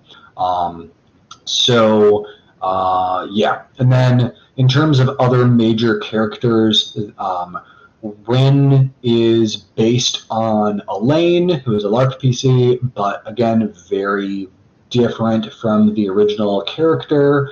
Who else we got? Rin's partner, who I've mentioned but will not give the name to, is one of Reika's other characters. And looking forward to having that character introduced through some means at some point in the future. Did you have something to say about that, Ray? No, I was just making an amused, happy sound. Yeah, and then we've got Dyson and Kestrel, Makar are LARP characters. You'll probably see lots more of them in the future. Let's see, Kester. Let's see, Lars started as a book character and then got picked up by a player for the LARP later. So Lars's book original then got played by somebody in the LARP later. Vellum is based on a LARP character, but only vaguely. So basically, like, Vellum isn't somebody that somebody has played in LARP so much as Vellum is an extrapolation of a character from LARP's backstory. And then Jason Finayara are both characters that were written originally for books and tabletops and then became people who have been played live in LARP and have shown up in books. I could go on and on. There's like a million characters. So that's answers for some of the basic ones. Orthus asks, why do we have no info on the Dominion of Lies attunement? What Dominion of Lies attunement? Yeah, I don't know. Okay, let's see. I do not see any more questions. Texas says, what is the most obscure RPG you have been a part of? Obscure RPG I've been a part of? That's a good question. I mean, probably just some small, like, tabletop. Really, like, if by a part of we mean professionally involved with, I would say Etherscope. I did writing for Etherscope back, 20-ish years ago. I did some writing for Etherscope, or Scarred Lands, which is probably not quite as obscure as Etherscope, but yeah, I did some tabletop writing, close to 20 years ago, and Aetherscope and Scarred Lands are both settings that I worked on. Also from Orthus, are Tristan and Corin designed to have antithetical magic types? Yes. There we go. Avery is asking for higher level shapeshifter icons. What levels have I shown people for that? Quartz says Is that all? Zig and Avery. All right, I'll drop a couple. Zig asks if you want them to share Carnelian. I'll give you the next 2 levels. Have fun. Mev wants to know if this is not uncouth, how old are you? I'm 36. Okay, Orthus says most of the restricted attunements have to deal with direct mana manipulation. Is that a property that makes them restricted or a coincidence? It is related to that. That is one of the things that can make something restricted. I am actually caught up on chat.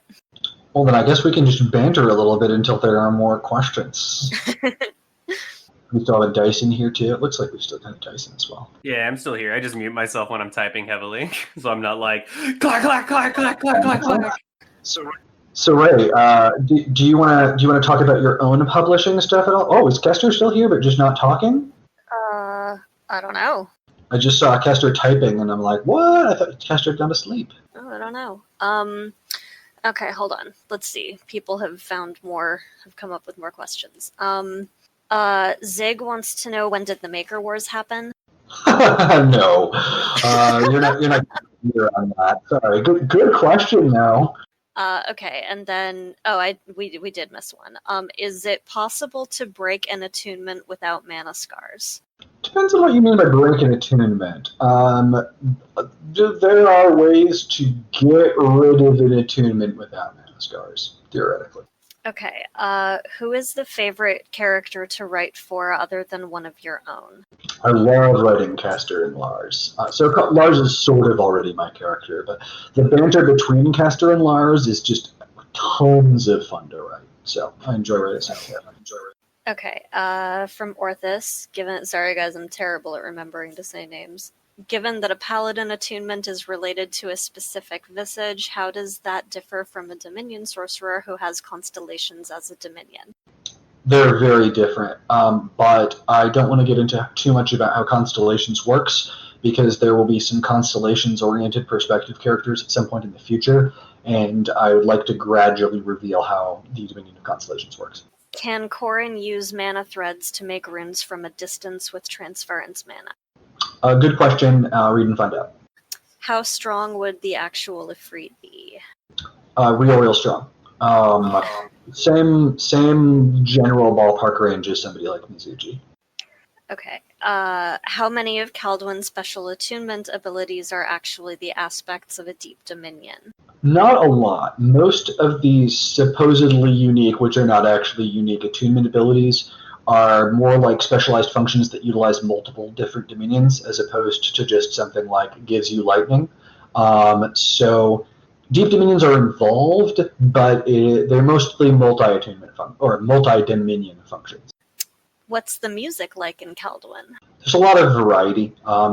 So each of the different cultures on Kaldwin originates from either another continent, or there are native people there. And those different cultures each bring different musical and artistic traditions. So there's no general answer to this. Assume that Kaldwin has like sick techno beats, though. There's lots of techno. What sorcery would you consider the most terrifying? Probably time. Yeah, that's fair. What mana type would taste the best? Huh. I feel like water would be very fresh. So that's a safe answer.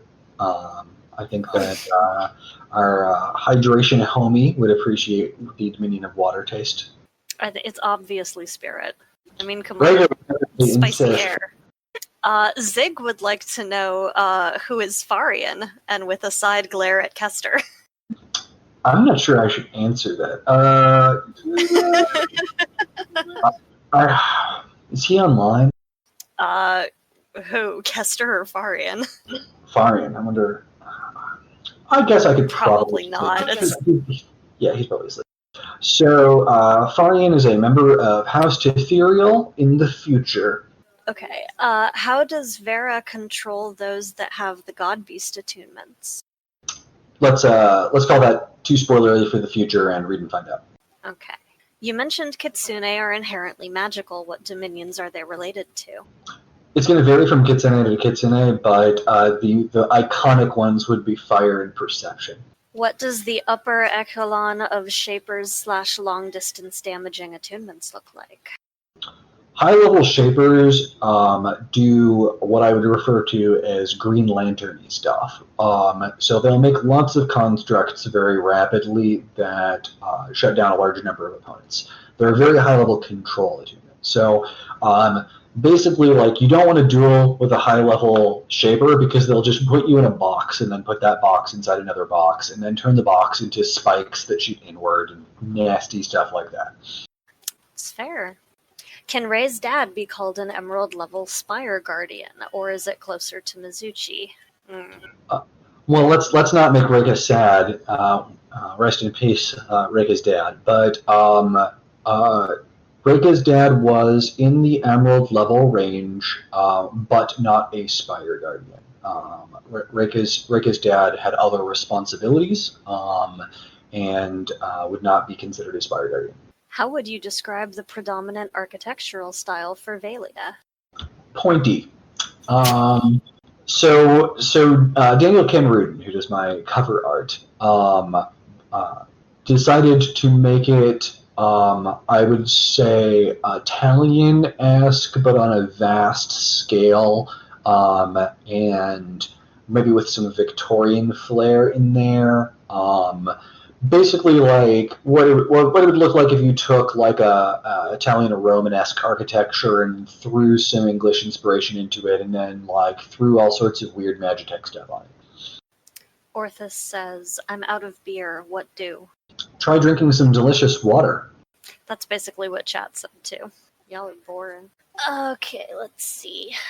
In alchemy, it appears that you don't need to purify the mana of plants. Do you need to purify the mana from animal products?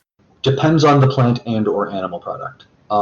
In both cases, there are going to be circumstances where you will have to go through a purification or distillation process. Yeah, it's case by case. Are there traditional instruments in Kaldwin, as in violins, pianos, horns, etc.? Depends on the specific Kaldwin culture. I don't have a hugely detailed answer for that at this time. Do seers see the future, or do they rebote just see things far away? That's too spoilery, but there are people who at least claim to be able to see this future. Good night, Dyson. Oh, night, Dyson. Yeah, this is a little late for Dyson. Yeah, well, it's a Saturday. Does Corrin stand a chance against his dad as of Arcane Ascension 2 or Arcane Ascension 3?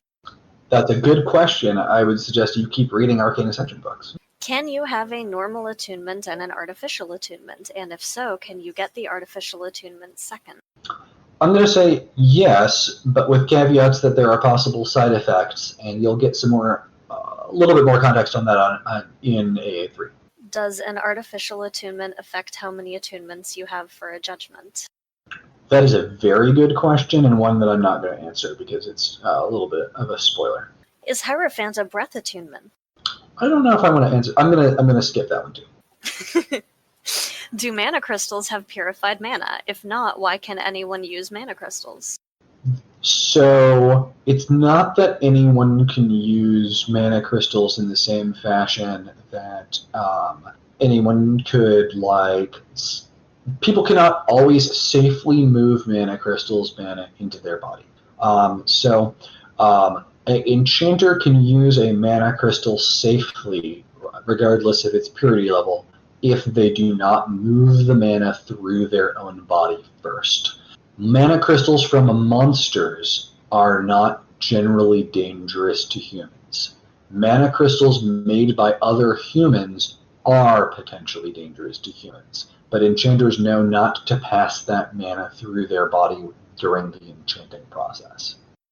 Is there a classism problem between non-magical and magical people? Yes, absolutely. We don't see a lot of that because Corin lives in a bubble, but absolutely classism is the thing. Why did you hate Patrick in Arcane Ascension 2? He deserved more awesomeness. I don't hate Patrick, and I don't think that I hated on Patrick in AA2. I think he had a great moment. Actually, several great moments, but one in particular that stands out that I'm not going to spoil because some people here haven't even read AA2 yet. But no, Patrick is an amazing cinnamon bun, and I love him. That said, in general, with all of my characters, there will be points at which they go through bad things, and there will be points at which they do awesome things.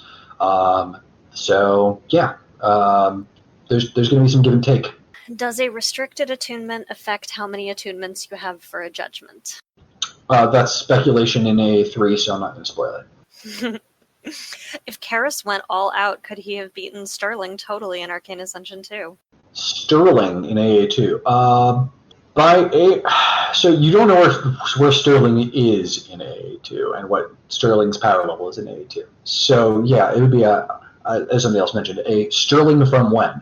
Karis in AA2 could beat the Sterling that was the Sterling that he had last encountered on screen. Whether or not he could beat what the Sterling is at AA2, you don't have enough information on that for me to answer that question. Given that the children of the oh, wait, hold on. I missed one. Do people on Kaldwin know about non-human humanoid races like that the Tyrant is a Rethri? They know about certain non-human humanoid races. People are aware on Kaldwin that things like Kitsune and Tengu exist. They do not generally think of Rethri as being a non-humanoid humanoid species. That is discussed in AA3 to some degree. Given that the children of the Tyrant have about 400 years of development, how many are more potent than Karis? There's a lot of read and find out stuff there. There's a lot about the children of the Tyrant that it would be spoiling to say. This depends on which point in time you're talking about Karis for. Like if you're talking about Diamantine era Karis versus Arcane Ascension Karis, those are very different questions. But it is safe to say that there are still some that are of a similar or stronger level than Karis even. My favorite plotline, not gonna lie. Well, you've been invested in that particular plotline for a very, very long time. Very, very long time, in fact, yes. Does Corin regularly interact with a Spider Division student, and is it Patrick? I'm not going to answer that. Come on. Is anyone actually Cake? It could be argued that Reika is Cake. I think that that's actually a pretty... I think that there's some justification for that. I mean, don't say that to her. She wouldn't want to be a delicious cake? You said that Spirit Man was tasty. Well, it depends on the context of cake and whether or not she understands the phrase, like, something as easy as cake. Because then she would fight you. I mean, she could be... Well, yeah, but I mean, she loves fighting, so... And then... Yes. Maybe she's a beef cake. Maybe she's like super swole. What's the deal with airline food? I think Chad is running out of questions. So yeah, I think we're getting to the non-applicable questions. Although there are some. Given that Rey is an obviously better character than Karis, why is Karis featured more prominently? Is Rey secretly stronger than Karis? I can answer that. Yes, she is. Well, you could answer that by, maybe talking about some other books that could happen if you'd like. I could. So people on Kaldwin know about Rethri? Some people on Kaldwin know some things about Rethri. Are you aware that there will be riots if Karis hurts Dawn in Weapons and Wielders? I will prepare myself for potential riots. Why don't more people try to get an attunement given that it's only moderately lethal? So, there are lots of different jobs in the world, and not all of them require the ability to throw balls of fire. If you have a 20% chance to die, and a higher than 20% chance of being, critically injured, and have to pay a significant amount of money for a entrance to something that might give you superpowers, a lot of people are going to do it. But there are going to be a lot of people who are saying, maybe I don't want to spend all of my money and possibly die for throwing fireballs when I'm a farmer, or a doctor, or a profession where it's not even going to be applicable to me. Not everybody, even in a militaristic culture like Values, wants to fight for a living, or wants to risk dying for the potential for having superpowers. And then there's the money. It costs money to go through a judgment, and not everybody even has that money. So there's that. And then citizenship. If for whatever reason you're not a citizen of the country that you're in, it is way, way more expensive. And there are plenty of non-citizens. So yeah, there are lots of reasons why people might not be able to take a judgment even if they want to. Are there more deep dominions than attunements? I'm not going to answer that question. Spront clarifies, I meant Saffron. Sorry, could Karis have beaten Saffron in Arcane Ascension 2? Maybe, but it would have probably been a very bad idea. Have we seen buried structures? Depends on how you define buried structures, but yes-ish. Is there a specific advantage of having more than one attunement in a single location, specifically if they have the same mana types? Yes, that could be beneficial. For people that take a judgment as a Valian citizen after 17, say 20, they still go through Lorien Heights? Generally speaking, yes, but there can be exceptions. People who go there when they're after a certain age or through specific programs might go straight into military service instead of going to Lorien Heights. Yeah, there are maybe. The answer is maybe. Circumstantial. Shia says, you are so prolific. Any tips for building a consistent writing habit for us flaky babes? Can't wait to read. I am also a flaky babe. So I'm not like hyper consistent. I would say that the biggest help for me has been having an Excel spreadsheet where I track my writing every day, and that gives me some encouragement to keep doing it by tracking my daily word count. But really, like for me, it's about trying to find a environment that I'm comfortable writing in and maintaining that environment consistently. So finding ways to block out noise, block out any ambient light that's distracting, finding a playlist that I can play that's not distracting, things like that. And basically just getting things to set the mood for writing and trying to maintain it. If I can also add to that, just also as an author, I find that it helps me to not expect too much of myself, because if I sit down and go, okay, I have to write 2,000 words every day, I'm not going to do it. The key is to just sit down. Even if you only write 500 words, just sit down and do something. Even if you only write 3, it's better than nothing. And if you sit down and do that every day, eventually it'll get easier. I agree. Same is true for me. Okay, let's see. Do you have a scene in any of the books that you were particularly excited to get around to? Oh, lots of them. There's lots of endgame stuff for like the setting as a whole that I've been thinking about for years. There's lots of individual particular scenes that I've been really interested in writing. Rika's other more famous character that nobody has heard of. Anything involving her, I definitely want to either write myself or see someone else write at some point. There's a lot of Rin-related stuff that I want to deal with, and specific scenes that I want to shop with that. Things with Rin and Nameless other partner dealing with their mentor that I want to write at some point or read somebody else writing. Yeah, lots of that stuff. In terms of characters that you guys are more familiar with, the first scene that I wrote for Six Sacred Swords hasn't even shown up in the books yet because I wrote it as like a test scene, and that is a tournament scene toward the end of the tournament that I'm looking forward to rewriting now that everything has completely changed. So that will be interesting to get around to. A lot of that tournament-related stuff I'm looking forward to. A lot of the endgame stuff for Dawn and Ray is really interesting, and I'm interested in writing some of that. I'll stop there. Lots of scenes though. Is there anything about Arcane Ascension 2 Corrin's attunements or attunement location that you are excited about revealing the full potential of? Oh yeah, and there's lots of that even in A3. So you'll see some of that in A3. Do the visages take inspiration from artificial attunements? You'd have to ask them about that. Has WID appeared on screen? I'm going to say yes.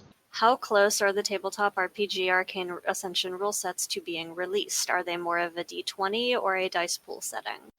There's multiple, and one of them is a D20 systems thing that is like Pathfinder variant. It's like a Pathfinder campaign setting rule set. The other one is also D20-ish rather than dice pool, but not traditional like D20 SRD-ish. And it's not based on like a D&D baseline, but I would still consider it more of a D20 style system than a dice pool. How far away are we from getting Sarah's Spire story? It was going to be one of the next things that I was working on, but it's been delayed, so I don't know. I have other things that I need to get to first because of career shenanigans. Do people with a hand-marked Enchanter attunement already have the speed Corin gets after getting an Arbiter attunement? No. They're better at it baseline than somebody like Corin started out, but not nearly as good as Corin is with the Arbiter attunement. For Valian citizens that take their judgment in foreign countries like Edria or Delanos and thus have a younger age at which they receive the attunement, where/when do they get their education? It's a great question, and it varies. Frequently, they will just be sent to Lorien Heights at a younger age, but there are cases where they will be sent as exchange students as well, and then go to the Edrian University or the Delanos University or that sort of thing. That would be more appropriate for being with their age mates, but not everybody has the money or the resources to send their child to a foreign country for years or the political motivation to do so. So there are some people who are 12 years old running around at Lorien Heights. It is rare, but they exist.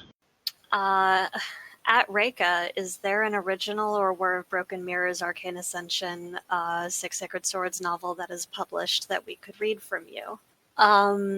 Not yet in regards to anything in this world. I am an author. I have published 2 other science fiction books, the last 2 of a science fiction trilogy that was started and I finished. If any of you are interested in reading young adult science fiction, but it's not in this world. I can drop that if you want. And you've actually been published as an author longer than I have.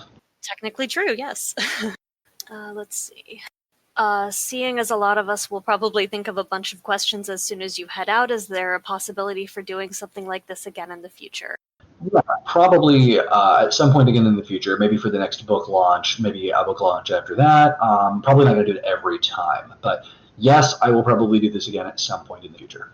Do you look forward to writing scenes that rely on manipulating your overall magic system or specific pieces thereof that you are more excited about? Oh, sure, yeah, I love magic system manipulation scenes. That is a subset of things I like doing. Having characters figure out ways to use the magic system cleverly to solve a problem in non-standard ways is one of my most favorite things to write. So yeah, I love doing that sort of thing. But there are other types of scenes that I enjoy writing a lot too. Is Spellsinger the sound attunement and is Champion the ice attunement? I think those are both right, but I'm not going to look them up. Is there a reason that Transference Mana didn't damage Melt Lake's Simulacra? It requires a certain threshold of mana to get through the defenses of the Simulacrum.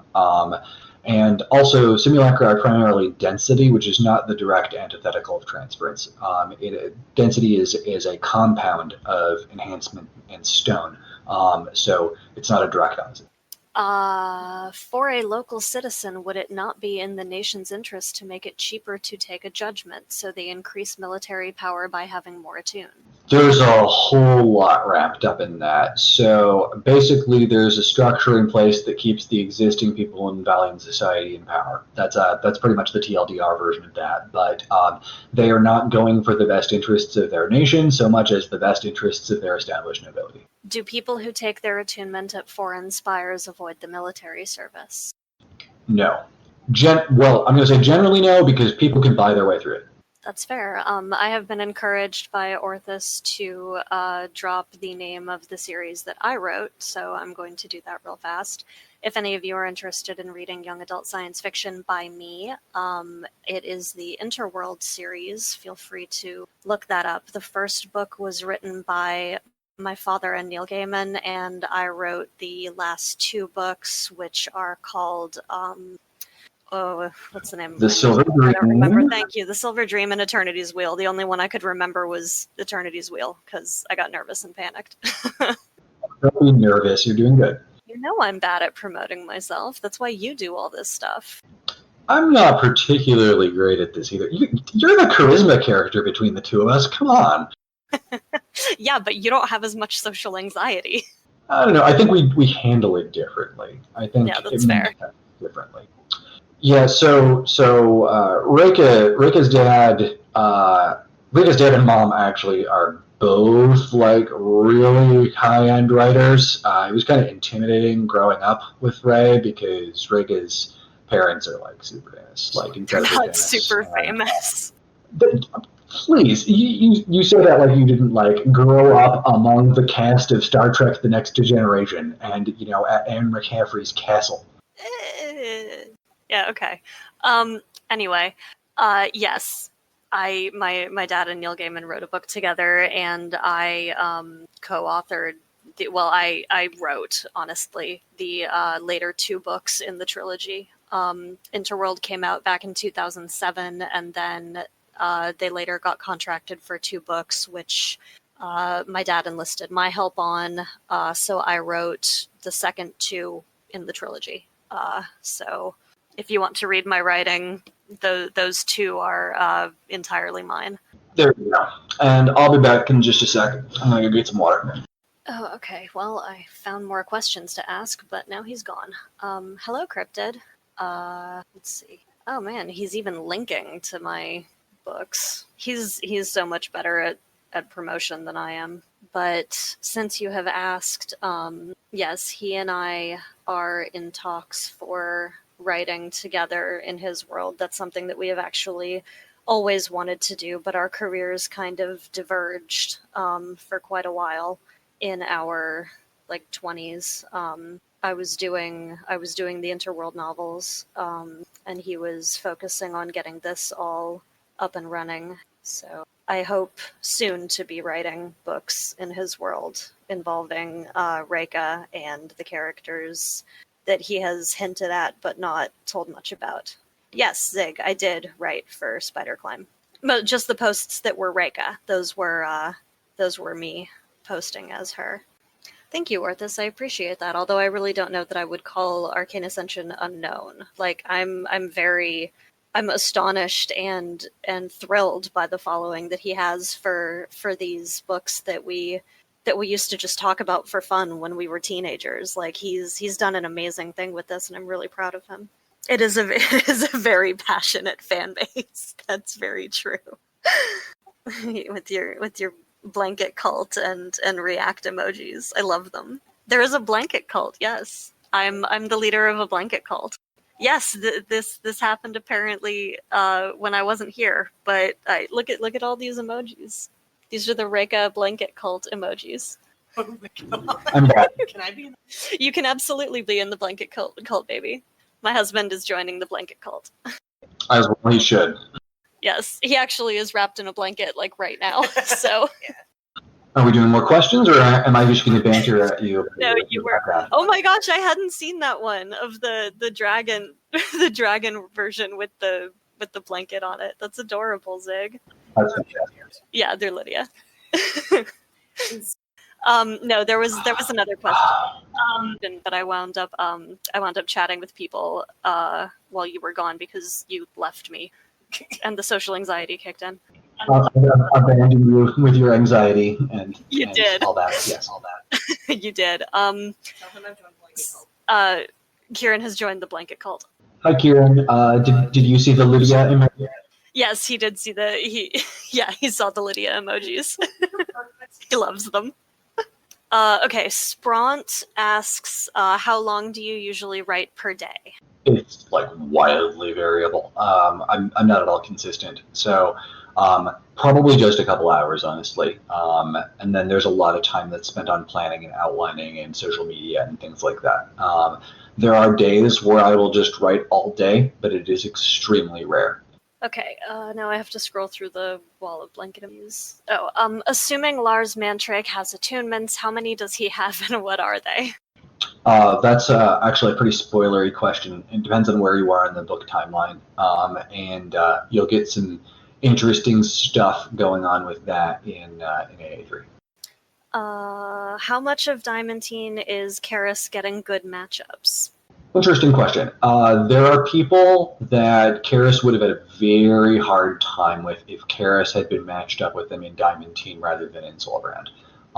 So I'm not going to say he had good matchups because he goes up against some of the toughest people early on and just ends up disengaging, or they end up disengaging from him, like Green Guardian or Antonio Hardigan. Both of those are not necessarily good matchups for Karis.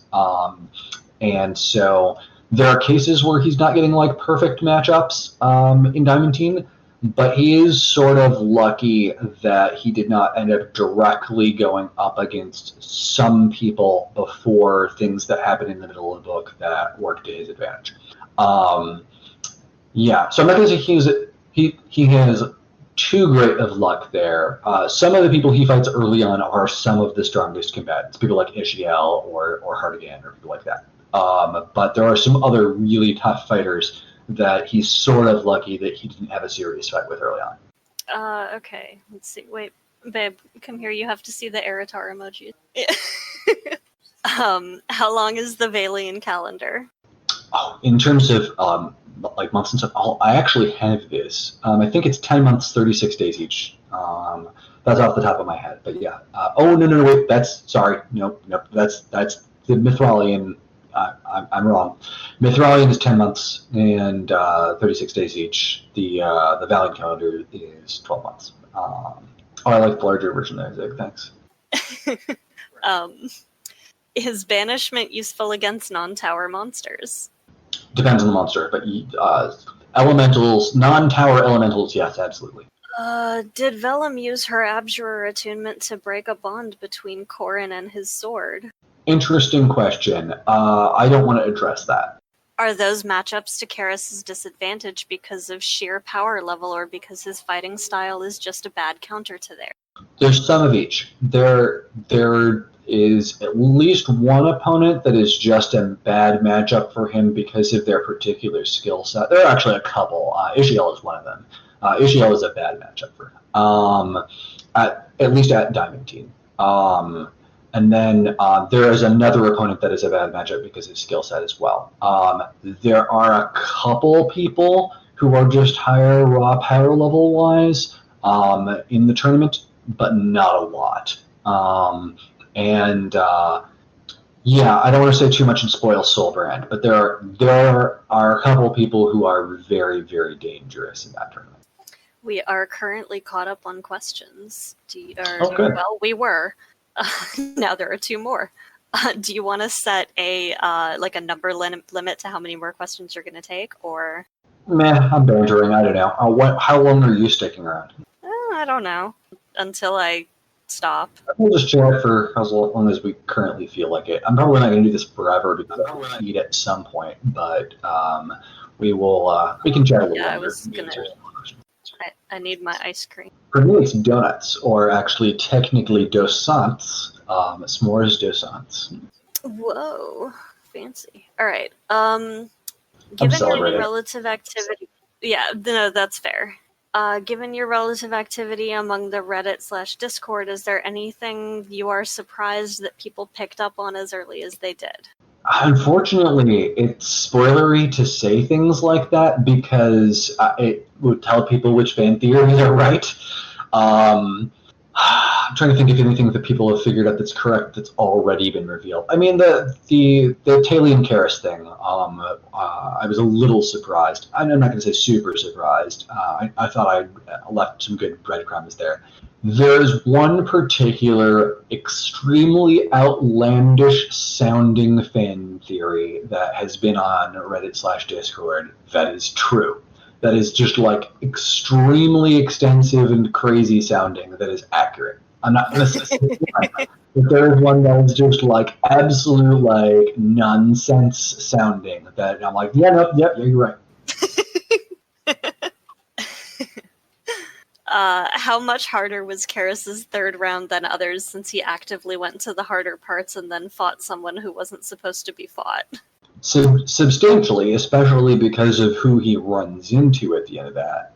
I know not everybody's read Diamantine yet, so I'm trying not to be too specific, but much harder than what a standard round would be. Fighting the people that he fought there in rapid succession was something that the average fighter there couldn't have done. You would have to be at the same level as somebody like Karis or Ray in order to be able to like survive that experience. And to some extent, he actually lucked out on his skill set there.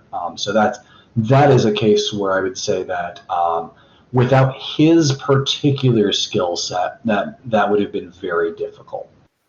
Do Attuned get the sense for mana types that Mithralians do? It doesn't work exactly the same way, but they get something analogous. From Kester, we know that silver is very economically good for enchanters in terms of enchanting cap to money ratio. Is there a reason why that ratio doesn't extend to gold? Different materials just have different conductivity levels for enchanting, and canon in this universe, silver tends to be more efficient than gold is for enchanting. It's a very traditional, like, silver has metaphysical qualities kind of deal that you see in a lot of fantasy. And so gold doesn't have the same mythological significance and doesn't have the same enchanting capacity.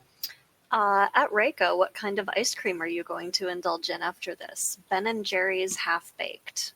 Oh, that's good stuff. Yeah, it's got cookie dough and brownie batter in it. I thought you didn't want the brownie. It's raw brownie. Also, that brownie was disgusting. How dare you? It was more suited to be thrown at people than to be eaten. How dare you? All right, sorry, that's a callback. I'll stop that. We can go back to questions. From like 20 years ago. Probably more than that, honestly. Hey, what's the acronym for the Kaldwin calendar and what does it mean? Zig, you should know better than to ask me calendar questions like that. Similarly, what do VF and AR mean on Mithralis? Yeah, that's spoilers. I will tell you that AR would tell you that AR means AR is reckoning. Yes, she would. Whether or not that's true is a completely different story. She thinks everything's about her. Is Corin actually Wid's child? I don't even know what to say to that. I'm gonna pass. Oh, I am very invested in this question. Is ice cream available on Kaldwin and has Reika had it? I don't think that Reika has had ice cream yet. I don't think. It is on Kaldwin. Ice cream does exist. I don't think that Reika's had it yet. I can probably tell you exactly what would happen when Reika has ice cream for the first time. Well, don't spoil it for the readers, and we can investigate this in the future. Are Corin and Sarah actually twins instead of half-siblings? Read and find out. How much of Corin's pre-Tristan Judgment family memories are nostalgia? A lot. Corin has a I don't want to say twisted view, but he has a favorable view of the past because of how bad things got for a while, and so he definitely is seeing the past through rose-colored glasses to some degree. That said, things did get worse. Like legitimately, they did get worse. So, I mean, he's right that things were better before Tristan left. Is the Winter Ball invite only? Encrypted is asking for RP reasons. So students, it is invite only for students, but they can bring a date, so that's an avenue. And there are other ways you could potentially get an invitation without normally being on the list. You mentioned conductivity and enchanting items. Does that mean copper is also a good material for enchanting?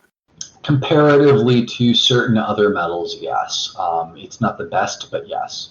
Is there mana-infused ice cream? There is now. I just thought you should know that Cryptid says give Ray ice cream 2021. All right, well, we'll have to discuss this privately later, but yes, that's an option. Has the big bad been revealed, and why is it Tristan? So I was expecting more people to think of Tristan as being the big bad. It's actually an interesting question. So it is arguable whether or not Tristan is the big bad. There's a lot of nuance to perspectives on what Tristan is messing with.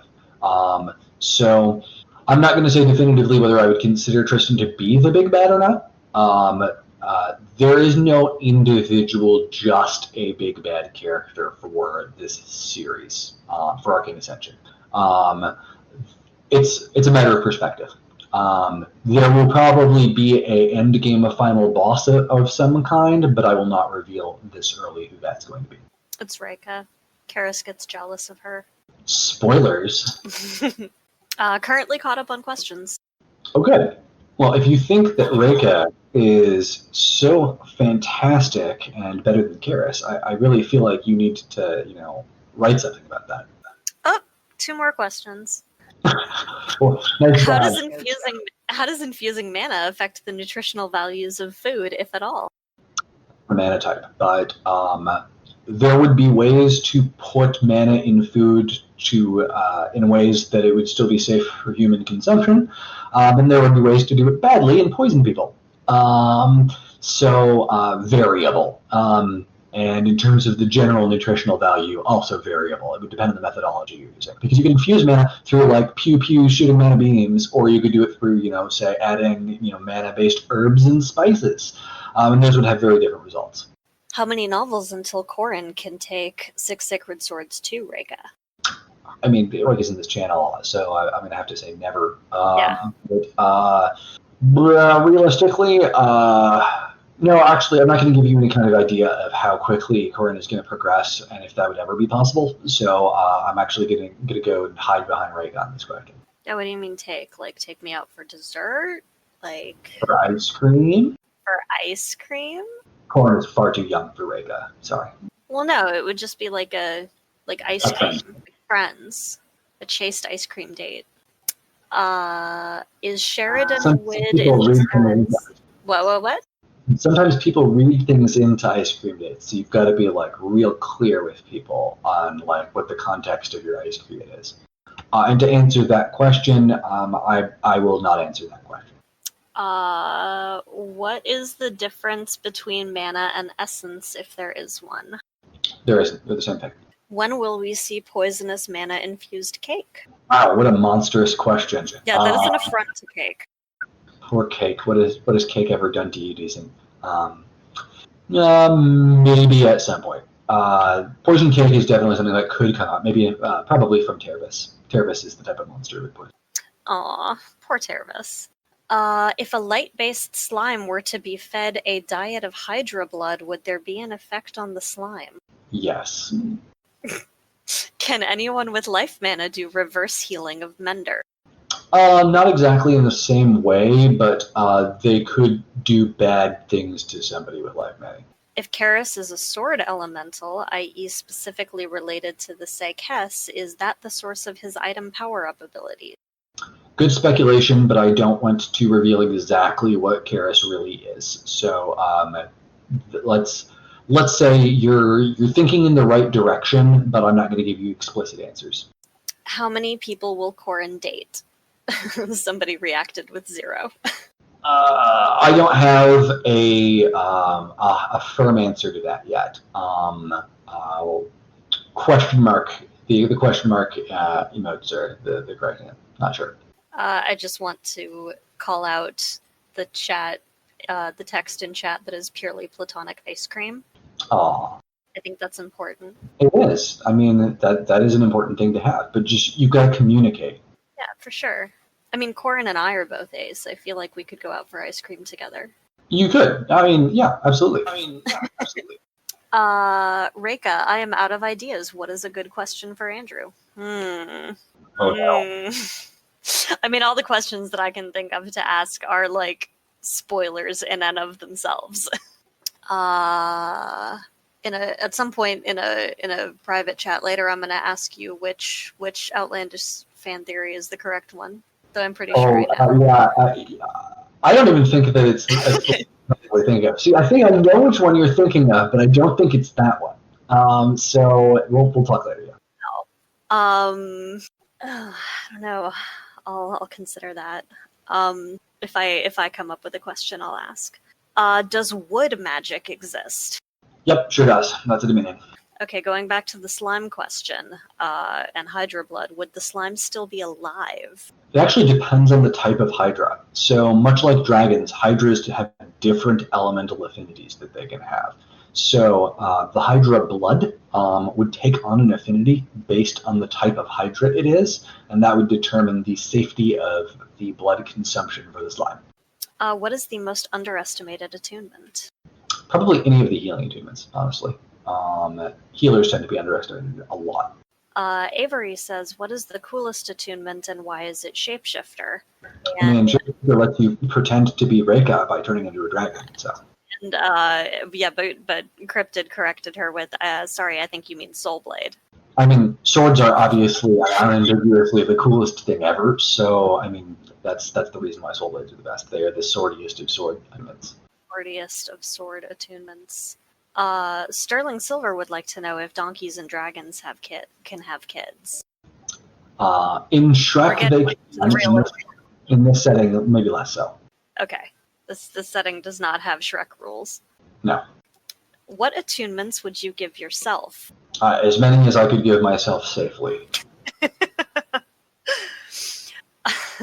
What is something cool you want to talk about but no one has asked you a question about? I mean, more leading questions to pressure Ray to talk about her own books would be helpful. But beyond that, let's see. I get very few questions about the deities in the setting. Teos Pantheon, Valian, characters like that, Sleece. And there are definitely some interesting things that I could go into about that. So... yeah, I'll say that to start with.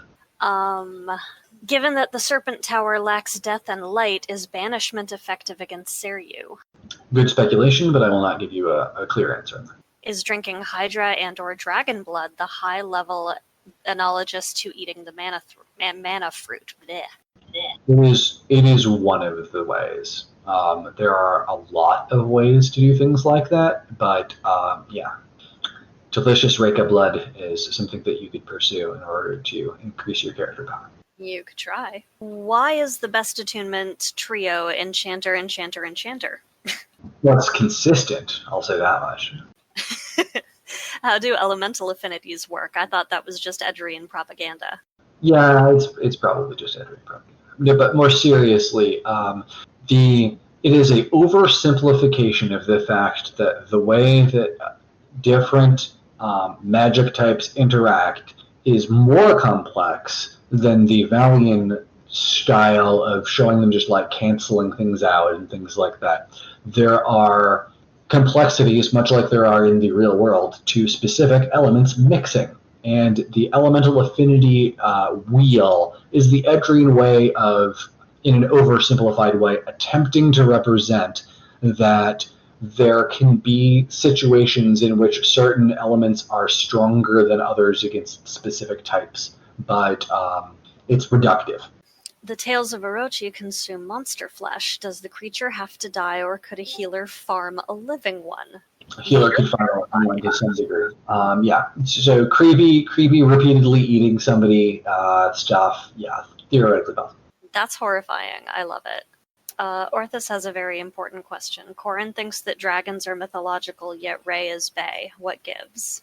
I mean, there's some time passing between those series, so who knows what kind of situation Ray is in an Arcane Ascension timeline. Mev would like to know how to become a god. Don't we all? You should probably read the War Book of Mirrors if you haven't already. There's some discussion on that topic. Beyond that, that'll be touched on more in future books. But yeah, War Book of Mirrors has some discussions on that. Can transference mana be shaped into sword aura, or can that only be done through the shroud? You could make a sword out of transference mana. it would not work exactly the same way as strategy shaping, and you'll see some things like that in the future. Okay, Zig is following your instruction and specifically getting me to talk about my book. So the question is, Ray, how did it feel to write the last 2 books of the Interworld trilogy, which is conveniently purchasable on Amazon here with a link? My husband is laughing at me. It was very good. It was stressful because I was on a deadline. It wasn't just that like I needed to finish a book and then turn it in. It was that we were already contracted for it, so I had to finish it by a certain time and then turn it in.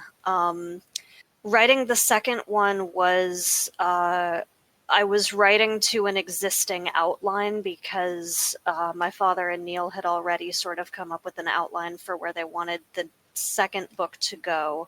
So I was kind of constrained by that. And my father co-wrote it with me a bit. He has Parkinson's disease, so he can't type as well as he used to, which was a big part of the reason that I was brought on to finish the books.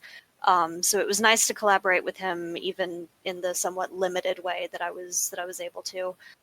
Mostly, it was just it was really interesting because science fiction is not my preferred genre. I'm more of a fantasy person, but I wound up really falling in love with the characters and having a lot of fun with it.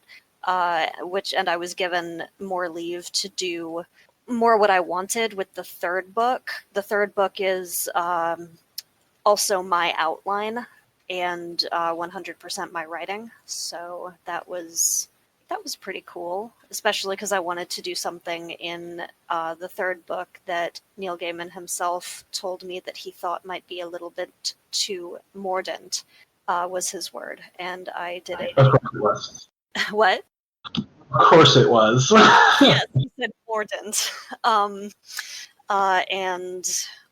Neil Gaiman told me that something was too mordant for a story, but I did it anyway, and I was very pleased with the results. So, what are even the differences between Dalen and Edrian culture? I mean, that's a huge question. They're 2 entire societies. So, Daemonos culture is largely derived from Arcanian culture, which is from another continent. Edrian culture is derived largely from Tyranian culture and Vashandamir culture, which are 2 other continents. The extremely oversimplified version is that Daemonos' culture is very, very loosely inspired by a combination of Japanese and Roman themes and mythology. And Daemonos culture is strongly about like divine right of rulership and strong traditions of what's the term for it? I'm losing my words. It's late. They have a divinely led nobility and hierarchy. Edrian culture is more of a meritocracy, but still from an imperial standpoint. You could say that they are a combination of inspirations from strong militaristic empires of past Earth history, Chinese, Russian, German, things like that. Those are some of my major sources of inspiration for Edria. And then just a general like theme terms, like Daemonos is like the theocracy is kind of their theme, and Edrian is military. That's their core themes, or empire theme. So those are some like really high level things, but there's lots and lots more nuance and detail to it. Largely, a lot of that stuff will come out as you read more Artinian books. You'll see more about Edrian culture. So when we get to Rin's books, which are largely in Artinian culture, you'll see more of that and how that influences Daemonos' society. And then when you see more Tyranian books, you'll see those influences on Edrian culture as well. Are you prepared for the backlash if you do anything to Ray? I have a place to hide. Which characters could you beat in a fist fight? I could beat Jonan in a fist fight. I was definitely Jonan going to say probably- Jonan. I think Jonan's pretty much the only character in the series that I could beat in a fist fight. But I'm pretty sure I could take. Is Derek hoping for an invitation to the Tournament of the Sacred Sword or another championship? He doesn't need an invitation. He could actually just apply. He would show up to the Tournament of the Sacred Sword. So there are specific tournaments he is looking forward to. I will say wait and see whether or not he's going to go to the next Tournament of the Sacred Sword. How much of Arcane... I'm also losing my words. How much of Arcane Ascension 3 is Patrick talking about Karis's story? Not a lot, but it does come up. I tried to make it so that you could read A3 without reading the Weapons and Wielders books. So there are nods to things that Karis tells in his story, but I tried not to go over. Is there a return to Mithralis planned? If so, is it more story-related or to explore the magic system? Much more story-related, and yes, there will be a return to Mithralis at some point in the future. And you've actually gotten a big chunk of the general magic system for Mithralis already, but there are some very important stories to tell there. Can Corrin's mana threads be used like a slow spell or spider webs to trap someone in place? You'll see as the story goes more of his attempts to apply it through different things. I don't want to spoil that. When is Corrin going to ask Researcher to tutor him in mental spells? Adorable question. We'll see. Were all the participants of Corrin's post-exam vision gods? I'm not going to answer that one. Avery would like to point out that you have apparently passed the 5-hour mark. Oh, well, neat. Should probably stop it somewhere. Yeah, but that's a long time. maybe we'll go till 2 a.m. I don't know. Okay. Do oyster farms for pearls exist? Yes. Zig would like to know if you are hydrated. I'm hydrated enough for the moment. Thank you. Okay. Have we met gods on Kaldwin? That depends on how you define the term god. So I'm going to leave that open-ended because the term god is subjective. Do you consider your stories more character story or setting driven? It depends on the individual story. So I would say that compared to many authors, I am very setting focused. But some individual stories are much more plot focused than others, and some are much more of character exploration pieces. For example, I would consider Arcane Ascension to be much more of a character exploration piece than the War of Broken Mirrors is.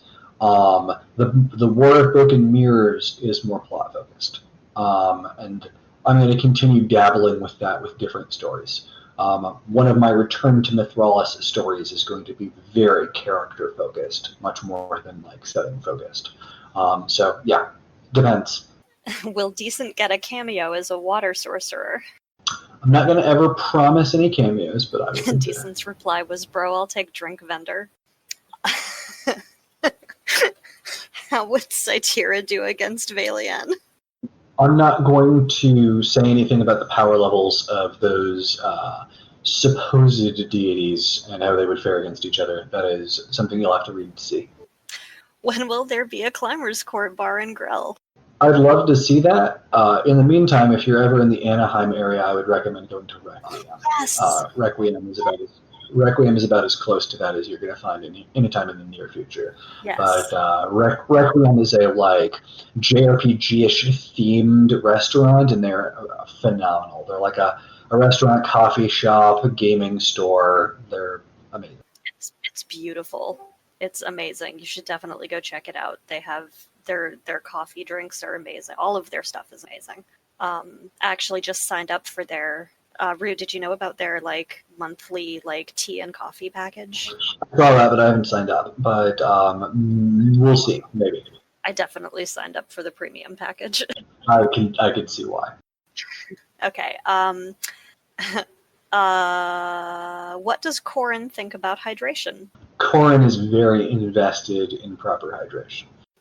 Why did you make Jin bad? I just want them to love each other. Jin isn't bad. Jin just has a different perspective on things. How do you define the term God? As someone with a degree in religion, I'm going to say I am definitely not getting into that subject here and now. That's a very that's a loaded question. So I'm gonna nope real hard on that one. Have we met immortals other than the Visages on Kaldwin? Depends on how you define immortal. Sorry, guys, but I'm gonna say yes. It's a subjective question, but yes, you would probably define these people as immortal. Could Corin create an adhesive or magnetic sigil that he can stick to opponents purely to cause interference between their runes/sigils? It's very creative. That is something that he could potentially research and maybe accomplish. Are there any spells to simulate wearing too many enchanted items? There are people who have tried to make magic overloady kind of spells. They exist, but with varying levels of success. Are Visages immortal? In the sense that they can live for a extremely long but not necessarily indefinite period of time. They are believed to be able to live indefinitely. Whether or not that's true, I'm not going to say. Will Corin be surprised by the result of summoning Rin from her box? Corin will be surprised by the results of that attempt. How often do attuned get immortality, meaning at least 200 years of life? Infrequently. I appreciate you to define that term. Okay, I've thought of a question. Will Reika ever get a chance to, in the books, get her little pet that I got on that tabletop? So it depends. Maybe if we continue doing Spider Climb or write something that is similar to your tabletop, that would be a viable option. I don't think it would probably happen in the scope of the normal books, but I don't know, maybe if some other author was to write something like that, it could happen. Okay, so people in the chat seem very invested in Spider Climb. Spider Climb may or may not resume at some point in the future. I don't know yet. Okay. Sterling Silver asks, will Corin get a baby pet monster? Depends on how you define baby pet monster. How many Rethri are around the power level of the immortal sorcerers? Good question. There are probably around a dozen in that range. Okay, so I am going to suggest a reversal because I think you said you wanted to try to start winding down and people are dropping from chat. So do you have any questions for chat? Sure.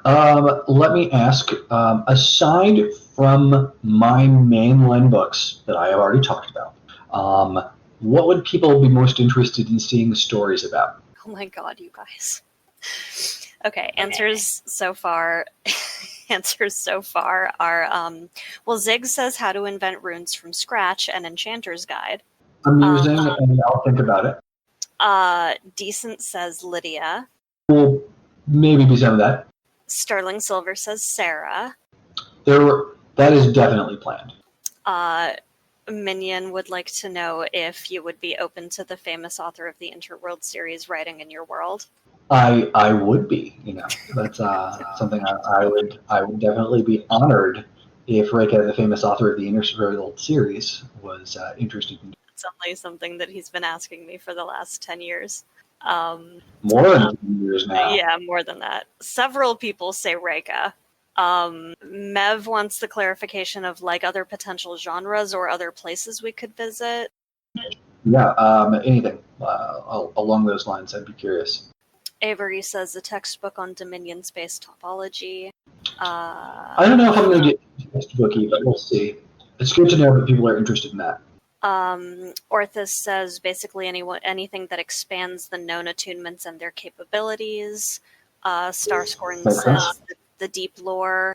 Hold on, I'm trying to catch up, guys. Zig says, sorry, could you repeat that, Ro? You cut out. Which part? The first two. I don't know what the first two means. So I'm scrolling back up. So in terms of how to invent runes from scratch, an enchanter's guide, I'm gonna say a maybe. In terms of Sarah, there's going to be Sarah stuff definitely. In terms of Lydia stuff, I have plans, but I'm not sure if that's going to happen anytime in the future. Okay. Minion says non-big 4 nations. That's a good one. That's good for me to think about more. Parrish says, do we ever find out what happened to Veridon? So that's an interesting one. There is another author that was potentially going to be doing stuff with that, and I don't know if that's still going to happen or not. I'll maybe get back to people on that. We'll see. Maybe a story from the perspective of a whisper manipulating the tower?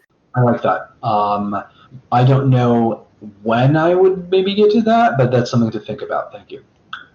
Zig says that they want you to write every book mentioned in Arcane Ascension. You know what they mean. Yes. There are some special books mentioned in A3. Bo says a book with a Vegas point of view. Well, I've already written a couple of those. Whether or not I'll ever publish them or write more, I'm not sure, but I'll probably do something like that at some point. Sterling Silver says the various agriculture techniques throughout the land and various environments. Neat. That'd be interesting. Orthus says single novel or short stories centering characters with radically different abilities than the main cast. Yeah, that's a good idea. Things like that to grow the scope of abilities that are available in the setting and things like that are good for world building. So short stories for that type of thing might be good. Have you tried writing sci-fi or progression sci-fi like Iron Prince? Not like Iron Prince. I have tried writing urban fantasy / sci-fi. It was bad. I probably won't do it again anytime in the future. I have also tried writing more lit RPG-ish sci-fi, like your stereotypical trapped in an MMORPG type of thing. I think I've kind of missed the window for publishing that at this point. I was writing it before I wrote Sufficiently Advanced Magic. At this point, the genre is so saturated that I don't think that it would be meaningful to write more of it right now. But yeah, maybe something like that at some point. Book about Melt Lake. Maybe. I do want to do more with Melt Lake, so that's a maybe. Lots of young vellum. A young vellum book is something I have seriously considered. Particulon says maybe something set further back in the past, give us some direct historical content, so same setting but different time period and characters. Yes, that is definitely happening. Just a question of who and where. A story of someone who acquires a pre-attunement mark for Kaldwin. Sure, things like that are possible. That rare Eric Terran book I don't remember the name of. Yeah, Lega's book, absolutely. Let's see. Yeah, Decent says Lydia-related book. More of the war after Karis left Mithralis. Ooh. So you're probably going to get that. There's definitely going to be stuff with back at Mithralis. Yeah. All right, we are at 2 a.m., so I'm going to thank everybody for coming. I will especially thank the people who helped run this. So Castor, Zig, Ray, Dyson for showing up, providing moral support. Everybody else who helped organize Discord in general. Thank you all for coming. I hope that everybody enjoys reading the book. Again, if you do end up reading through the book and enjoying it, please spread the word, leave reviews, all that fun stuff. And remember, Sufficiently Advanced Magic and On the Shoulders of Titans are free on Kindle right now, so you can spread the word about that as well. You are all welcome. I hope you enjoy the book. I'll try to swing by and do this again sometime. Thanks, guys. I'm gonna go get my ice cream. And I am going to go get donuts. Maybe I'll poke you more and we can talk about those secrets that people have been speculating about. Yeah, I'll ping you. All right. Have a good night, everyone. Guys.